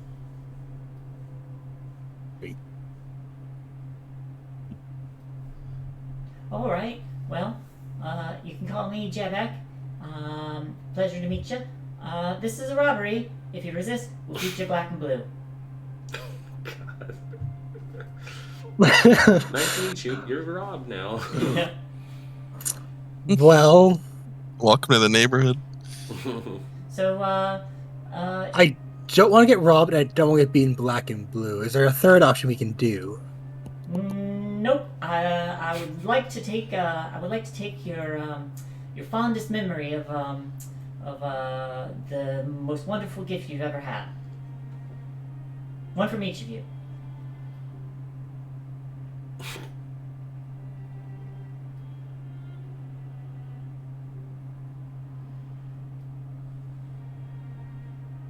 We get something in return for it, at the very least. I wish I could understand this. Give me your wallet. Can I have $5 out of it, please? I was like, "Is this up front? We weren't taking money from you." It's like, First I lose my Wolfie. Now you want me to lose memory of Wolfie. I am not happy. When you say you're not happy, several flowers just like kind of growing on vines and trees just kind of wilt.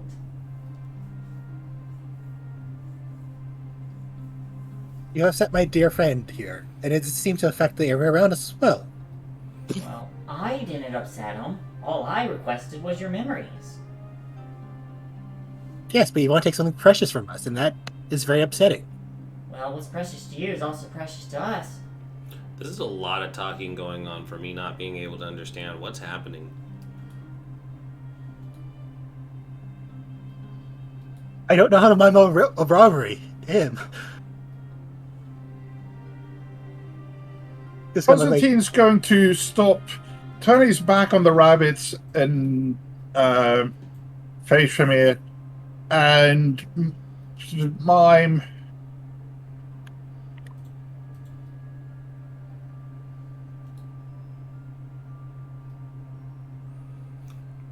Can I roll something to try and interpret that brilliant display?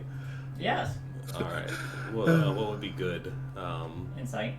Insight? Yeah. I can get behind that. Yeah, 14.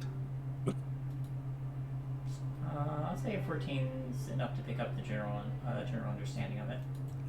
Okay. Zashir's gonna step forward and like push the little button on their collapsible quarterstaff and just say, "Tell him no deal." Helen's going to come back a little bit. Well, my friend here seems to believe that we will not have a deal. If you go on your way, we won't bother you anymore. I'm sorry, what was that? And also, we should warn you, our friend over here is lifetime champion snail racer. We will leave you stranded with nowhere to run. You hear another one of these rabbit folk. You see their ears kind of perk up, and they call it, "Boy, lifetime champion snail racer! I want to be a lifetime champion snail racer. Give that to me." Well, it's not a memory, it's more of a deed that you have to do to become such thing. All right, I'll take it. But you have to go to the Carnival of Witchlight.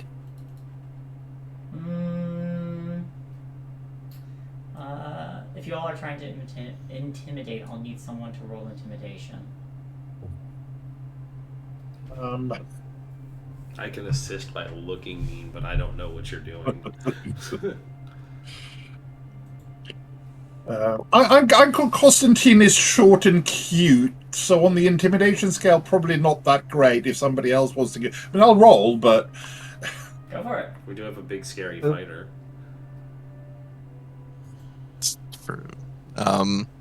Yeah, I'll stand right next to them and just kind of lean against my pike, like a stern-looking face. All right, intimidation.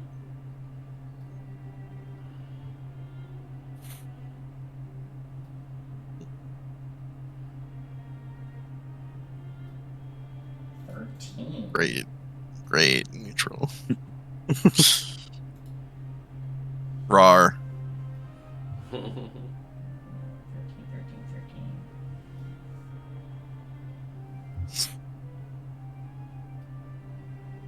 Oh, hey!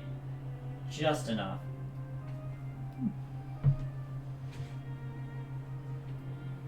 Oh, it's a group chat. I need everybody else to roll. Oh. So that's one Okay. pass. 2 passes. 1 fail. So, One mine's a fail. 20. Because I have the +5 from that crown. Oh, nice. Hey, that's right.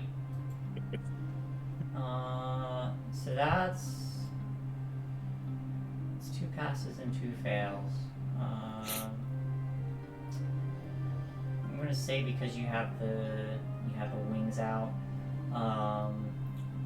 That also does affect a little bit. So they start to, you see these rabbit folk kind of like start to spread out before one of them pauses and says, "Wait a tick, that one's a monarch." And the one who had spoke first was, "Oh, shoot, begging your pardon, Majesty. We'll hightail it out of here right away." And they all start to turn around and back up. "We'll take that intimidation, though." And they all, you see the two that were trying to get the giant snail to move. They start beating it faster to try and get it to move. Might be better if you leave the snail behind. Make another intimidation check. This is gonna bite me. 18? Because they were all intimidated.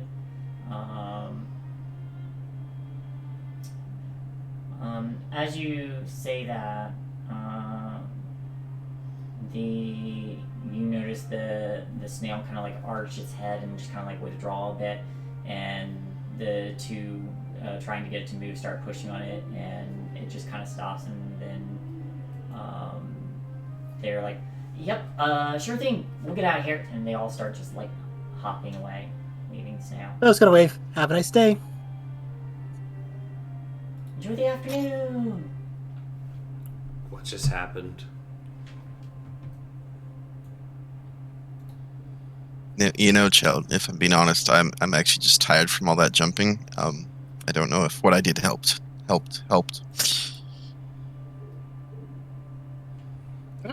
assuming we're not fighting them then? Chell's gonna look to Zahir and shake their head like, no. Then kind of motion to Snail like, then just motion to all of us like, ours now, I guess? Huh. Okay. I'm gonna flutter off to the Snail, just kind of pet his shell like, Give me a handling check. and is that a... Nope, wisdom. So 18. 17. This snail had kind of like receded into its shell for a moment. And, after a second, it kind of like, what do you do to get this thing, get it to come out again? Just kind of like gently pat his shell, like, just kind of be like, hey there, you're okay. They're not gonna hurt you anymore. One eye stalk pokes out of its shell, and then the other. Hi there, sweetie. How you doing? Do you want to come with us for a little while? We won't hurt you. We'll just... could use a friend. Its neck slowly comes out of the shell as it extends, and this is a large creature. So its head kind of like rises up above you, and you can feel its you can feel it kind of like inspecting you, but it seems less afraid now. That's a good girl. Or snail. Joe doesn't know his gender. Well, it's technically both. It is technically both. Snails are hermaphroditic.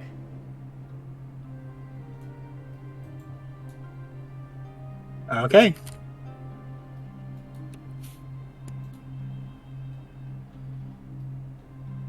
So Chow's gonna look to Sahir and do like the balloon shape of their hands again, and then just kind of point around and shrug their shoulders like, where? I want to roll to see if I understand that. I think I understood that. And you got that. Yeah. Zasir is kind of interested in the snail currently, but will gesture in the direction of where the blimp had crashed.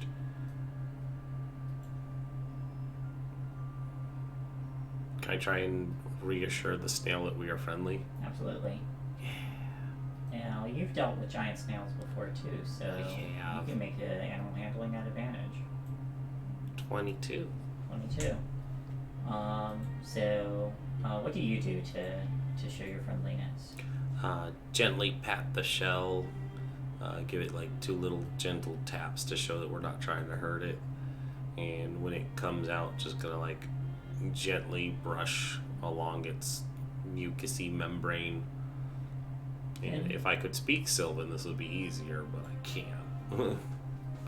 It's very receptive to you.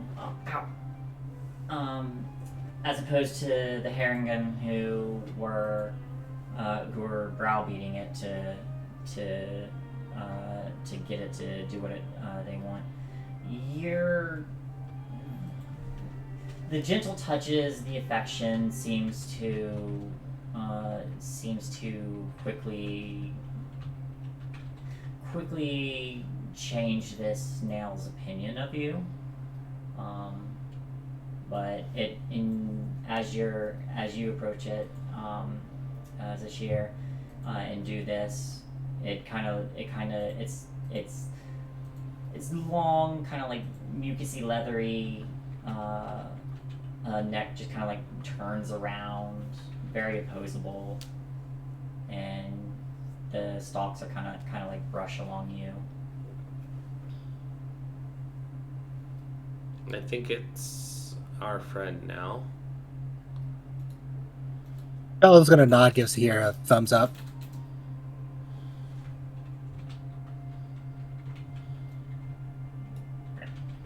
And they're gonna try speaking Sylvan to it, saying, "We're gonna look for a crashed balloon. Would you like to come with us?"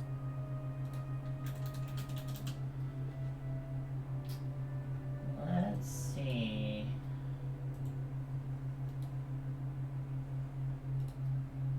What languages do you know?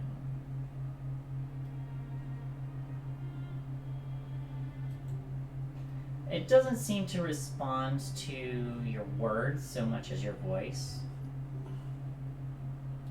But it seems focused on you and Zashir at this moment.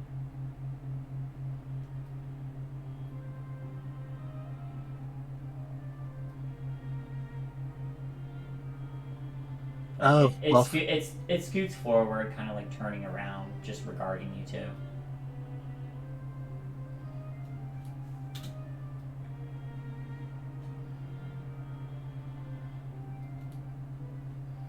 Bella's gonna take a couple steps towards the direction that it was pointed towards, and just kind of motion for it to follow, to see if it does. Start following you. Okay. Well, friends, should we go see the balloon? Maybe they'll be nicer than the rabbits we just saw.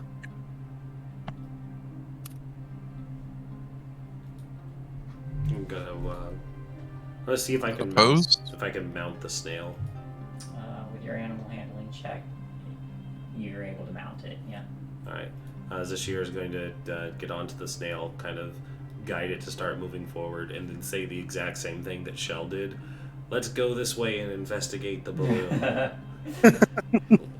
Shell's gonna thumbs up with a smile. There's a as the elderly blink dog just like appears, like sleeping on a giant snail's back. Hell yeah.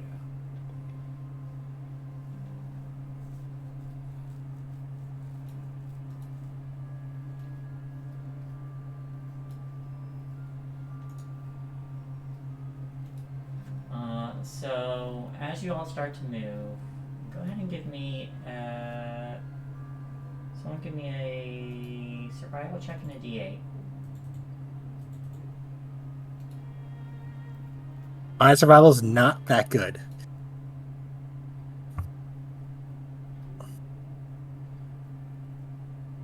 Brandari has a pretty good survival. Yeah. You still need a D8. Oh. Yes. Boop. 8. 8. Okay. Okay. Ooh, fun.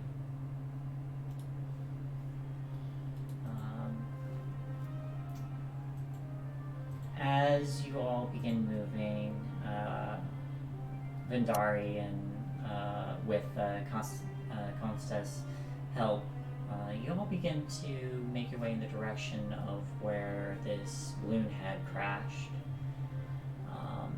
As you move, and you know, Zashir, it's kind of about a mile out, give or take. But moving through the swamp is exceedingly difficult. With the help of a what is Constantine's favorite terrain, by the way? Constantine's favorite terrain, I believe, is tundra. Tundra. Alright. Unfortunately, that doesn't help with the marshland, so you're still moving a little bit slow. But you got good survival rolls, so you're making progress. You know where you're going, it's just taking a little bit. Yeah. It's that case of, with expertise, he's barely got a positive survival. Mm-hmm.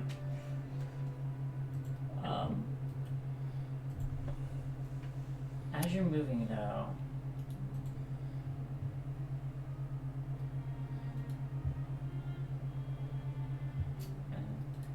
as you make your way making your way through this marshland, you come upon like a devastated area of forest where there's just hewn trunks and everything. But you also know that just like you also see that just laying in this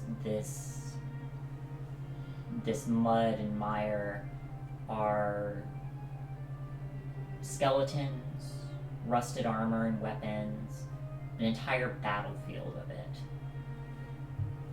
And you're crossing right through the middle of it. As you two are moving, there's a rattle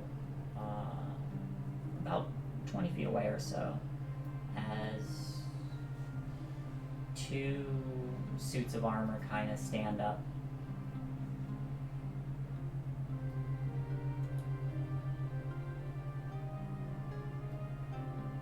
They don't do anything, they just stand up.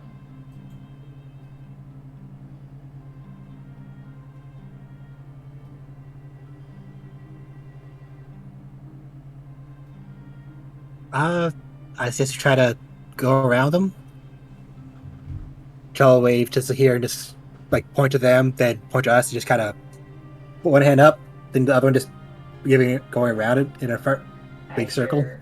As you're kind of miming this,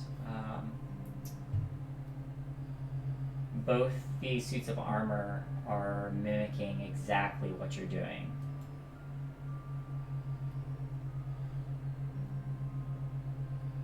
So here you see this. I'm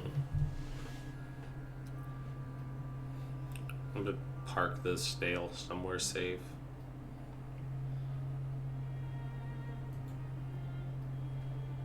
Oh, What are you doing? Kind of relaxes a bit.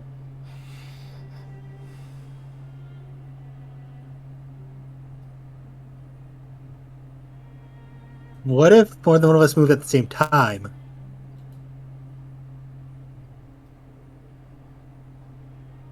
Uncle Constantine, could you wave your left hand and I'll wave my right, see what happens?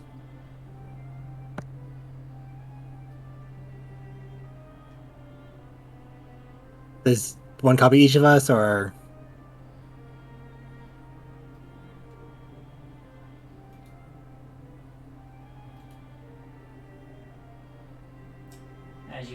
As the two of you wave, one of the suits of ancient armor mimics Constantine, the other mimics Chao.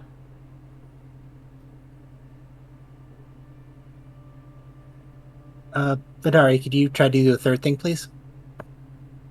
I will go like this in the background. They both start copying Vidari. I'm gonna watch and kind of start trying to sneak around the armor, watching it be distracted by the others. Okay. Easy enough. Yes. Yes, it is. Yeah, easy enough. 24.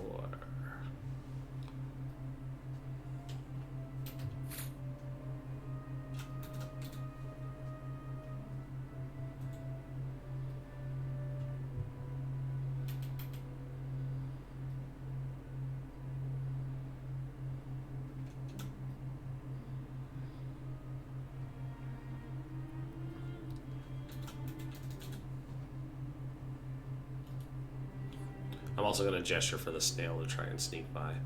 Okay.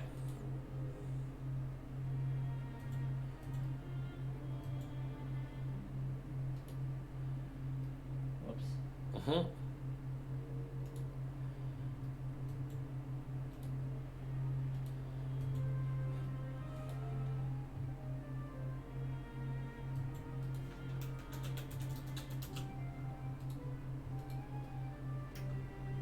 The giant snail rolls a 7. It's very stealthy. It's just kind of oblivious to. It just kind of ignores these suits of armor and kind of goes around, kind of its body kind of rolling over various bones and buried armor just kind of sticking out of the mud.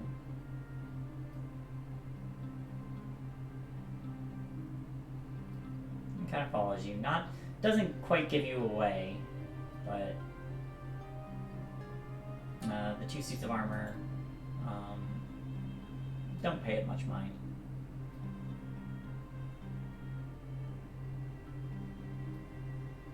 Alright, it's up to you guys now.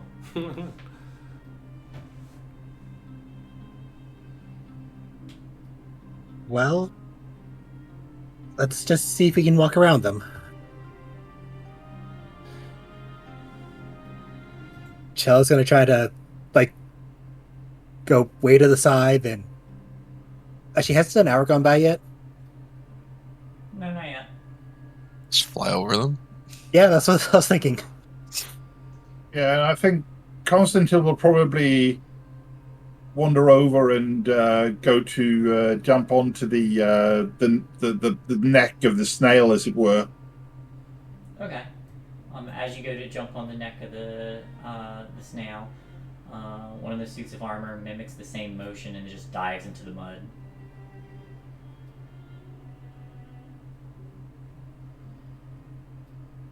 Well, at least I don't seem mean. They seem to like to mirror us. Mm-hmm.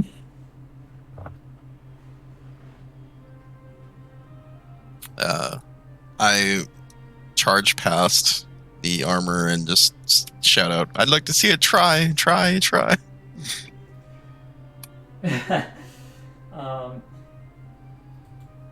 One suit of armor grabs the waist of the other one, and the two of them together mimic you running. Yes.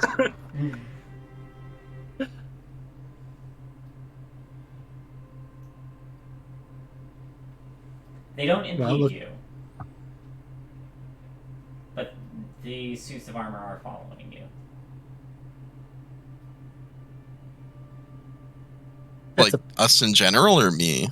You in general. Oh, okay.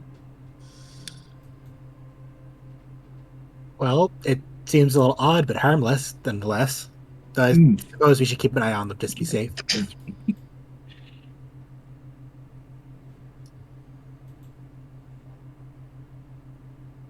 When we meet the dragon, we send them in first. Yeah.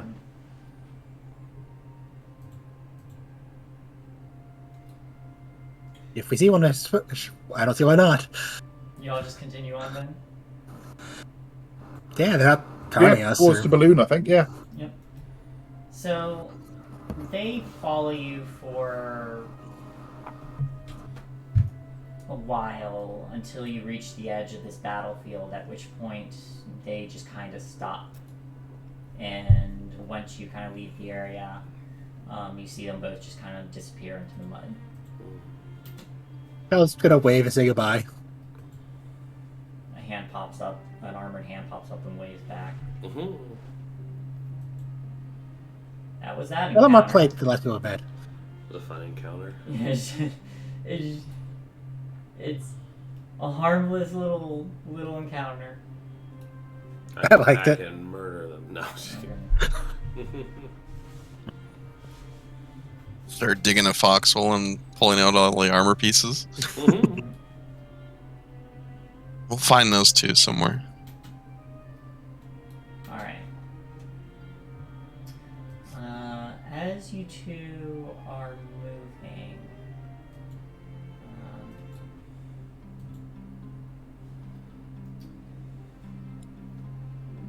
getting closer to the area that this place crashed, you start to notice that the water level has gotten a little higher.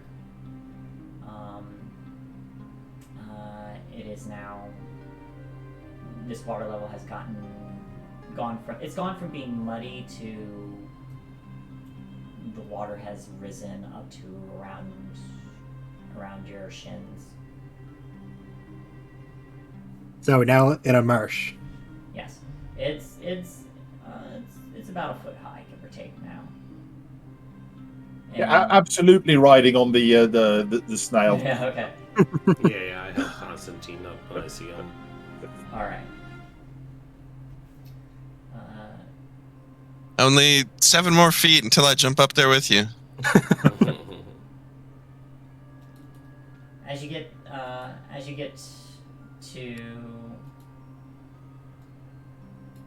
get to a clearing, though,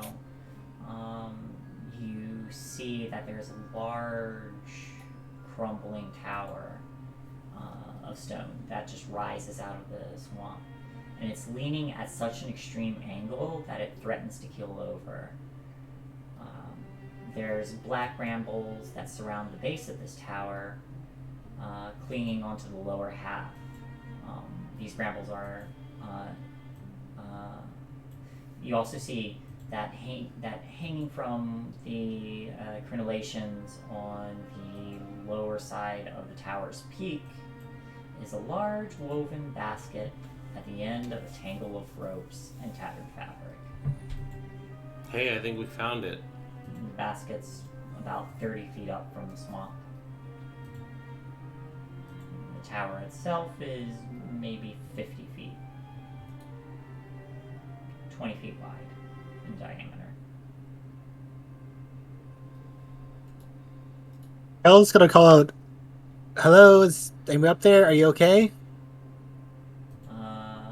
When you call out, you hear, "Shh! Hello?"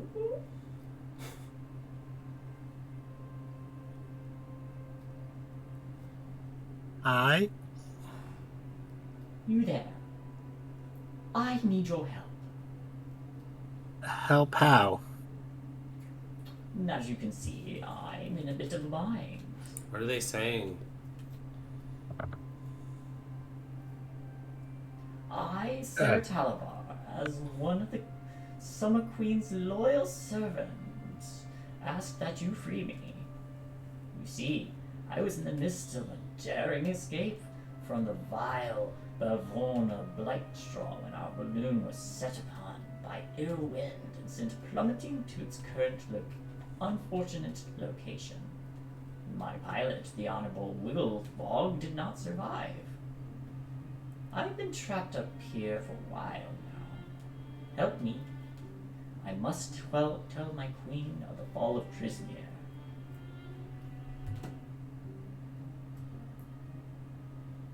Elle's gonna turn to Constantine and Badari, like, how do we stop Mime helping him?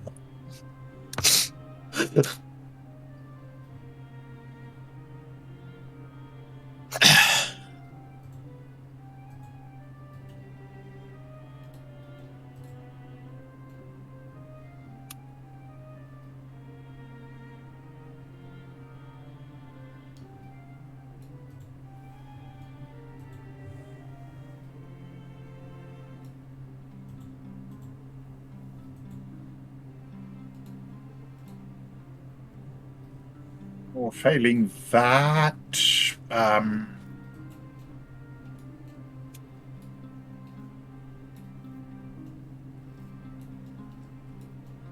ooh, well, how do we want to help? That's a good question. I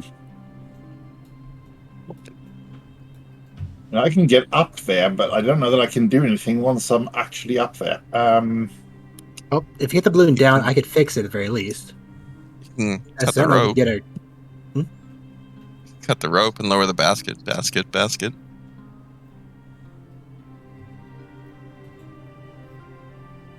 That could work. I was going to turn back to the... That's like... So, do you want help getting down or getting your basket down? When you call out again, you hear, "Shh! 2 serpents are asleep in the brambles just outside the tower door. If you awaken them, they might put the squeeze on you, or worse, devour me." We don't.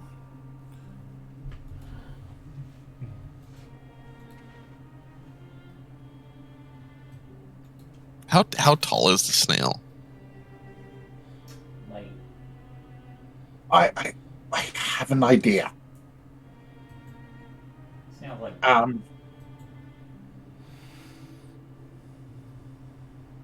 how about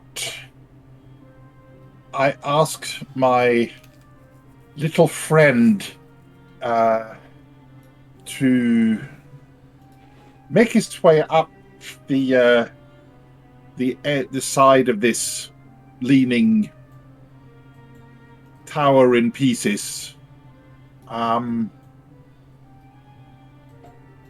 then once he's up, he can probably unravel the strands of the rope at the top within quite a short period of time, at least for us.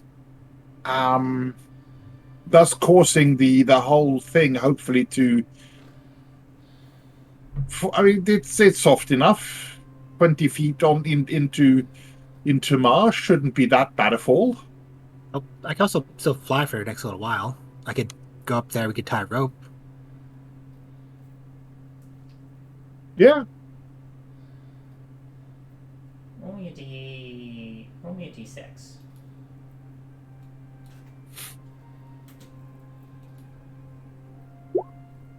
3. About 3 minutes left on that. Because you've been traveling for a while. Yep. Then I'm gonna take my rope and. Oh, it's only 10 feet. 10-foot drop is better than a 20-foot drop. Alright. I'm gonna go up and tie the rope. As you fly upwards, go ahead and give me a stealth check. Uh-oh. At Right here. advantage. 14. 14. Close. As soon as I...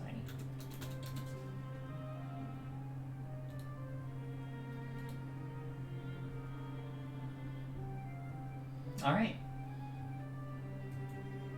So, nothing leaps out of these brambles. But you do hear the very soft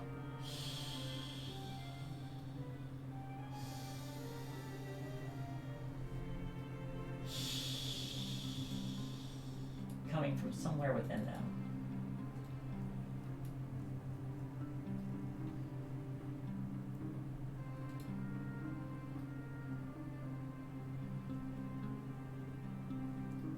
Okay. Can I do a perception to see if I can see where sound's coming from? Yeah, if you like. You can't tell where. I just want to get to the basket quickly and tie the rope. Alright, so you go up to the basket, and inside the basket, you see a couple things. One, there is a humanoid frog person that is just battered and bruised and not breathing. There is also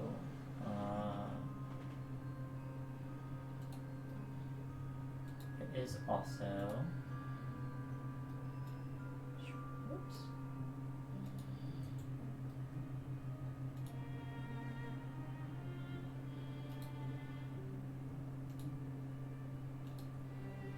A small violet dragon. I was not expecting that. Yep. With a little Not at all. mustache. I was going to say, it's the moustache that really... Mm-hmm. That really throws it off. Yeah. But you see this little guy locked in a bird cage. He's Is in a the- bird cage? Yes. Is the bird cage tied to the basket or anything like that? Not really. It looks like... No, it's just kind of... There's a few, there's a dent in it, but it looks like this cage might actually have protected him from a concussion. Okay. If it's not held on to anything, I'm just going to try to... I'm going to motion and just go to pick him up. You pick him up and he says, "Hello." Hi. Oh, hi. Just kind of fly back to the others. Alright, and you're able to get back without waking whatever's in the brambles. And there's just a lock on the bird cage. It does appear to be locked. I'd like to use my thieves tool then to try to lock it. Sure. And- Let's see.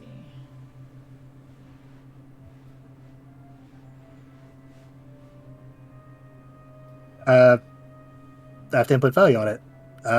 Thieves tools would be Dex, right? Yes. Okay. 19. 19. So, you fiddle with the lock a bit. Go ahead and give me another stealth check. And Okay. 19. Your jimmying of the tumblers still does not wake the whatever is sleeping in the brambles, as you are still relatively close. But the thieves' tools are enough to, in the cage door, just and this small violet fairy dragon flutters out, and you see him kind of quickly gesture with an arm before flying further away from the brambles. I was going to shrug the motion to follow.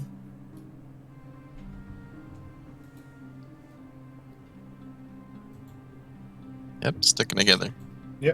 Once I notice everyone else moving, I'll kind of follow. Alright, so you all make your way back. The wings do fade from you, but and as they do, this little fairy dragon turns to you, Chell, and as he perches on a low-hanging toadstool, gives a very elegant bow to you and says, "Ah, Your Majesty, thank you for your rescue." You're welcome. How long were you in the cage there? I don't know. Probably an hour and a half. Okay.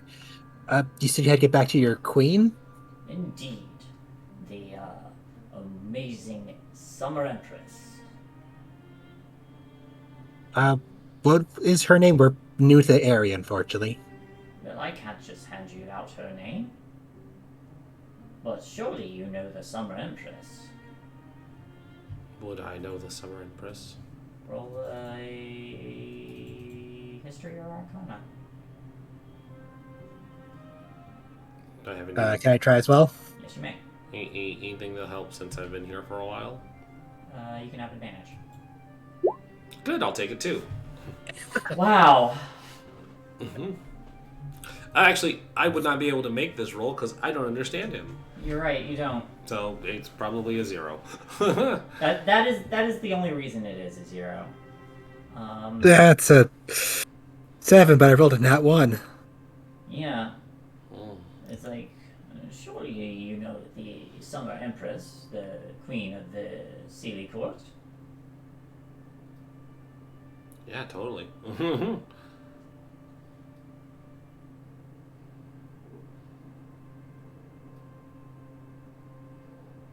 Calvin thinks it's Titania, but with that roll, Chell doesn't know. Yeah, Chell doesn't know. Do you gonna take a blind stab at it and what's her name? Not that.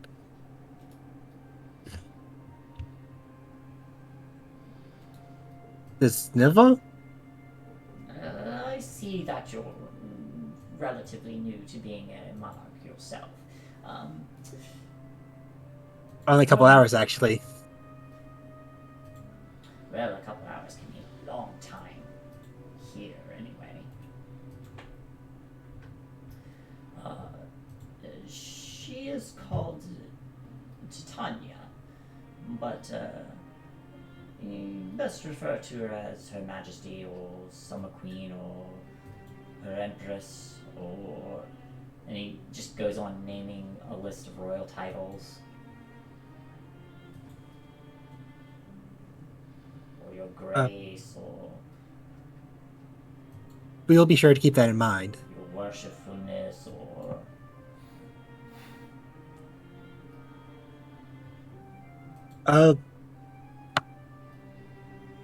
We're here actually looking for Disnova. I'm saying her name wrong, and I really hit myself for it, but... do you know where she is? Because we heard that a coven has moved in to cause disruptions in the realm. You see him arc a brow at that. And what name did you drop? The Lady of Light, this... Ah.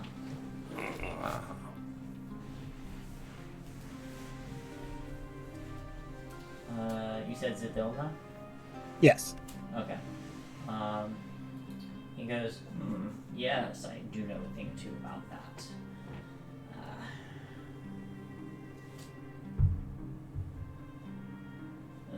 Zidilna herself is trapped in time by her own artifact, in fact, or an artifact that belonged to her.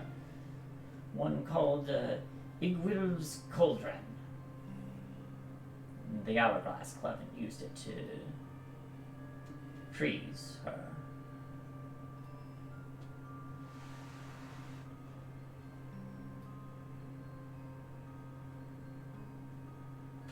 You're currently residing in territory that the Bevlorna Blightstraw carved out for herself. Lives in a spooky cottage on stilts at the heart of Downfall. Downfall being a bullywug settlement. But they're quite courteous and welcoming, provided you don't offend them.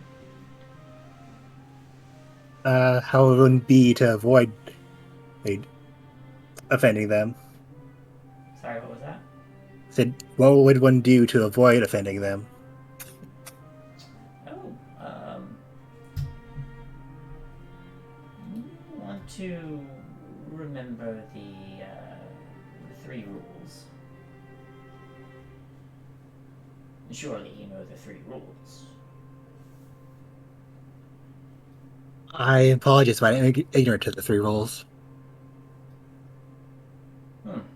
Well, there's the rule of hospitality, the rule of ownership, and the rule of reciprocity.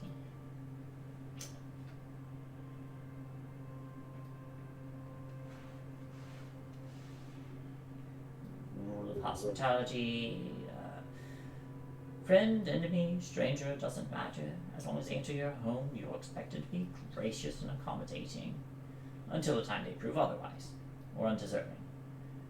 Rule of ownership, don't steal from a friend, enemy, or stranger. Very bad etiquette. And rule of reciprocity, if a friend, enemy, or stranger offers a gift, provide an offer that's comparable in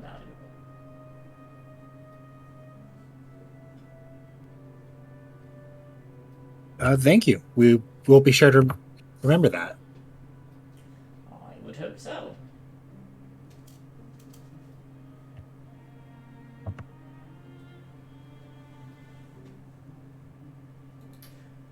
Well, I need to get back to my Empress. However, Your Majesty, you did save me, so and he unbuckles the sword, and that's at his hip, and offers it to you. Like, turns it over so the hilt's facing you, and he gives a bow.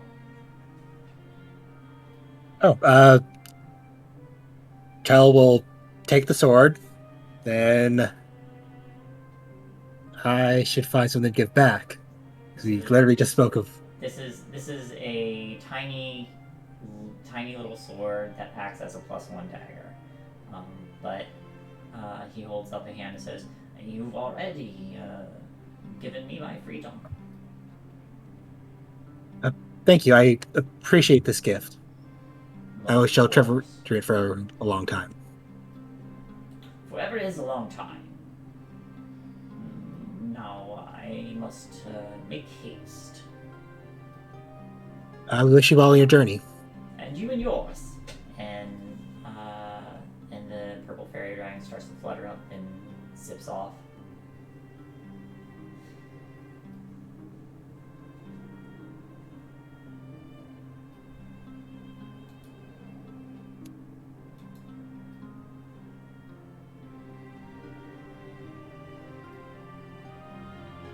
Okay.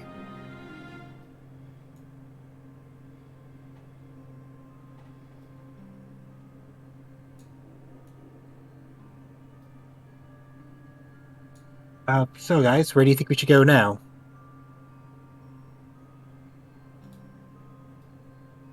Oh,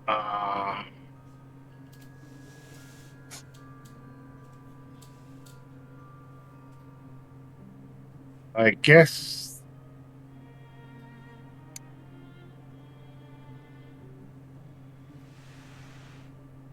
Do we have a map of this area or no? Like as characters in the world, do we have a map of the area? We Really? No. We don't know anything about the area. I can see two possible avenues. Either go looking for Sevilma wherever she's imprisoned, hiding, or whatever, or try to get closer to the castle and take out the queen. You mean of the coven, right? Yeah. That might be a good idea because we don't know where the artifact is that is imprisoning her. Or how to turn it off.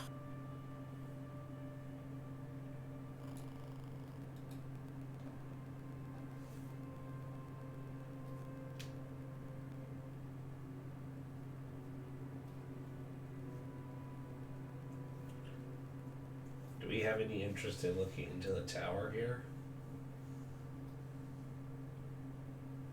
I mean, we're here. Might be worth checking out. Yeah, there could be something in there worth.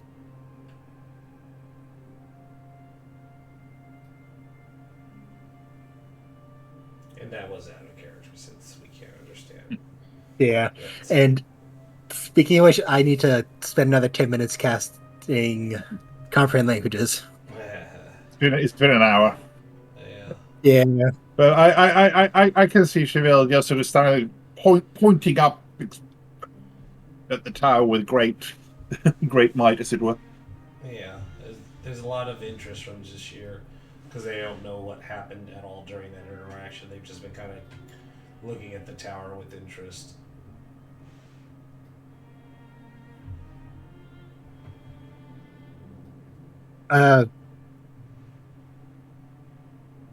Bella's gonna my motion chart spell book, then hold up 10 fingers. The motion sitting down.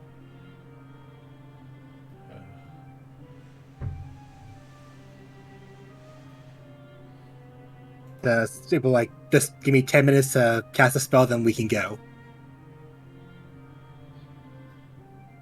Sure, what are you casting? Ritual casting comprehend languages. Okay. You ritual cast comprehend languages. After 10 minutes, you can understand your friend again. So she'll gives you here a thumbs up, point to the tower, and do the hand over eyes, like look. Then she's gonna do thumbs up or thumbs down to him. Yeah. Then shrug. How scalable does the outside look? It is.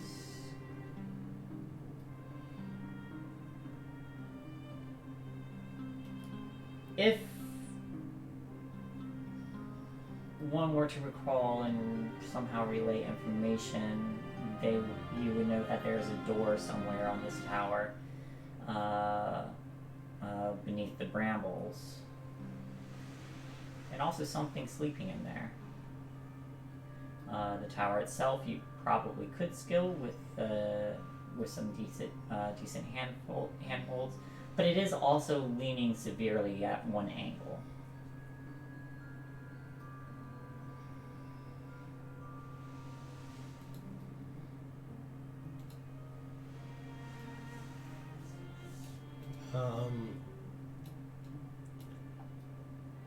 Zashir's gonna move around the tower, just kind of getting a perimeter. And Okay. what like rough estimate? What degree is the tower leaving? More. I'll just take you to a map.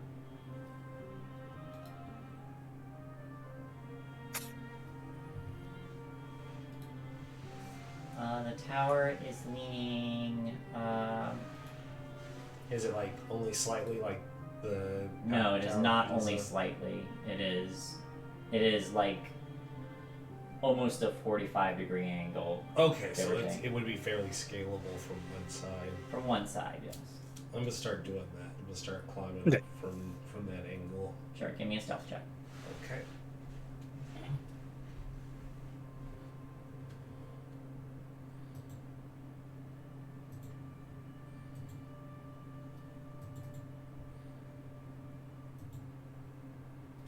14. 18. 18. Yeah.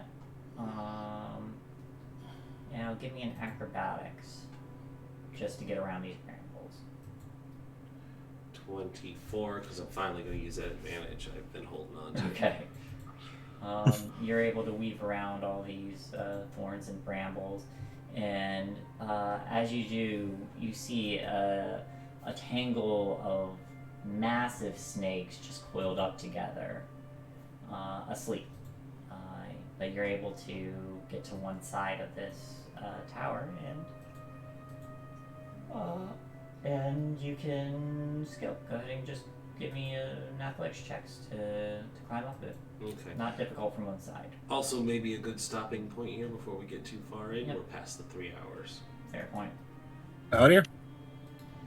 We'll stop here then. Okie dokie. So, this is the end of our show. It's great to be back. Glad to have everybody here. We definitely missed Stefan last session and Constantine. There's no game tomorrow for Mass over on Valdrian's channel, but Saturday, if you want to watch me play RuneQuest, Saturday afternoon, we are doing a duck-themed adventure where I am playing a Stormbill, and we're just gonna have a crazy time going on a quest. I see that excitement, Stefan. Yeah. This is my first time getting to play RuneQuest, but I am a big fan of King of Dragon Pass, so getting to be a duck is awesome, and I will be in costume. So that's gonna be Woohoo! fun. Doodles forever! Yep. Huey Mac! Exactly. Yeah. Basically, I am just a big angry duck, and it's gonna be great. So that's us. Anybody have anything they want to plug where you can find you elsewhere? Now would be a good time to go ahead and throw it out there. Okay. If nobody minds, I'll go first. I am Doodler93. I stream art in the morning on Saturday and Sunday, and games at night. I'm continuing my week off streak of streaming in the morning, so I'll be streaming tomorrow morning at around 10 a.m. Would- I'm, Oh, go ahead. I'll throw myself in as RQ stuff, and yes, with that RuneQuest lead, I'm not gonna overlook anything on RuneQuest, that's for sure. Currently on a streaming hiatus whilst all the real life conventions are happening, but hope to be back in with all the Chaosium chaos.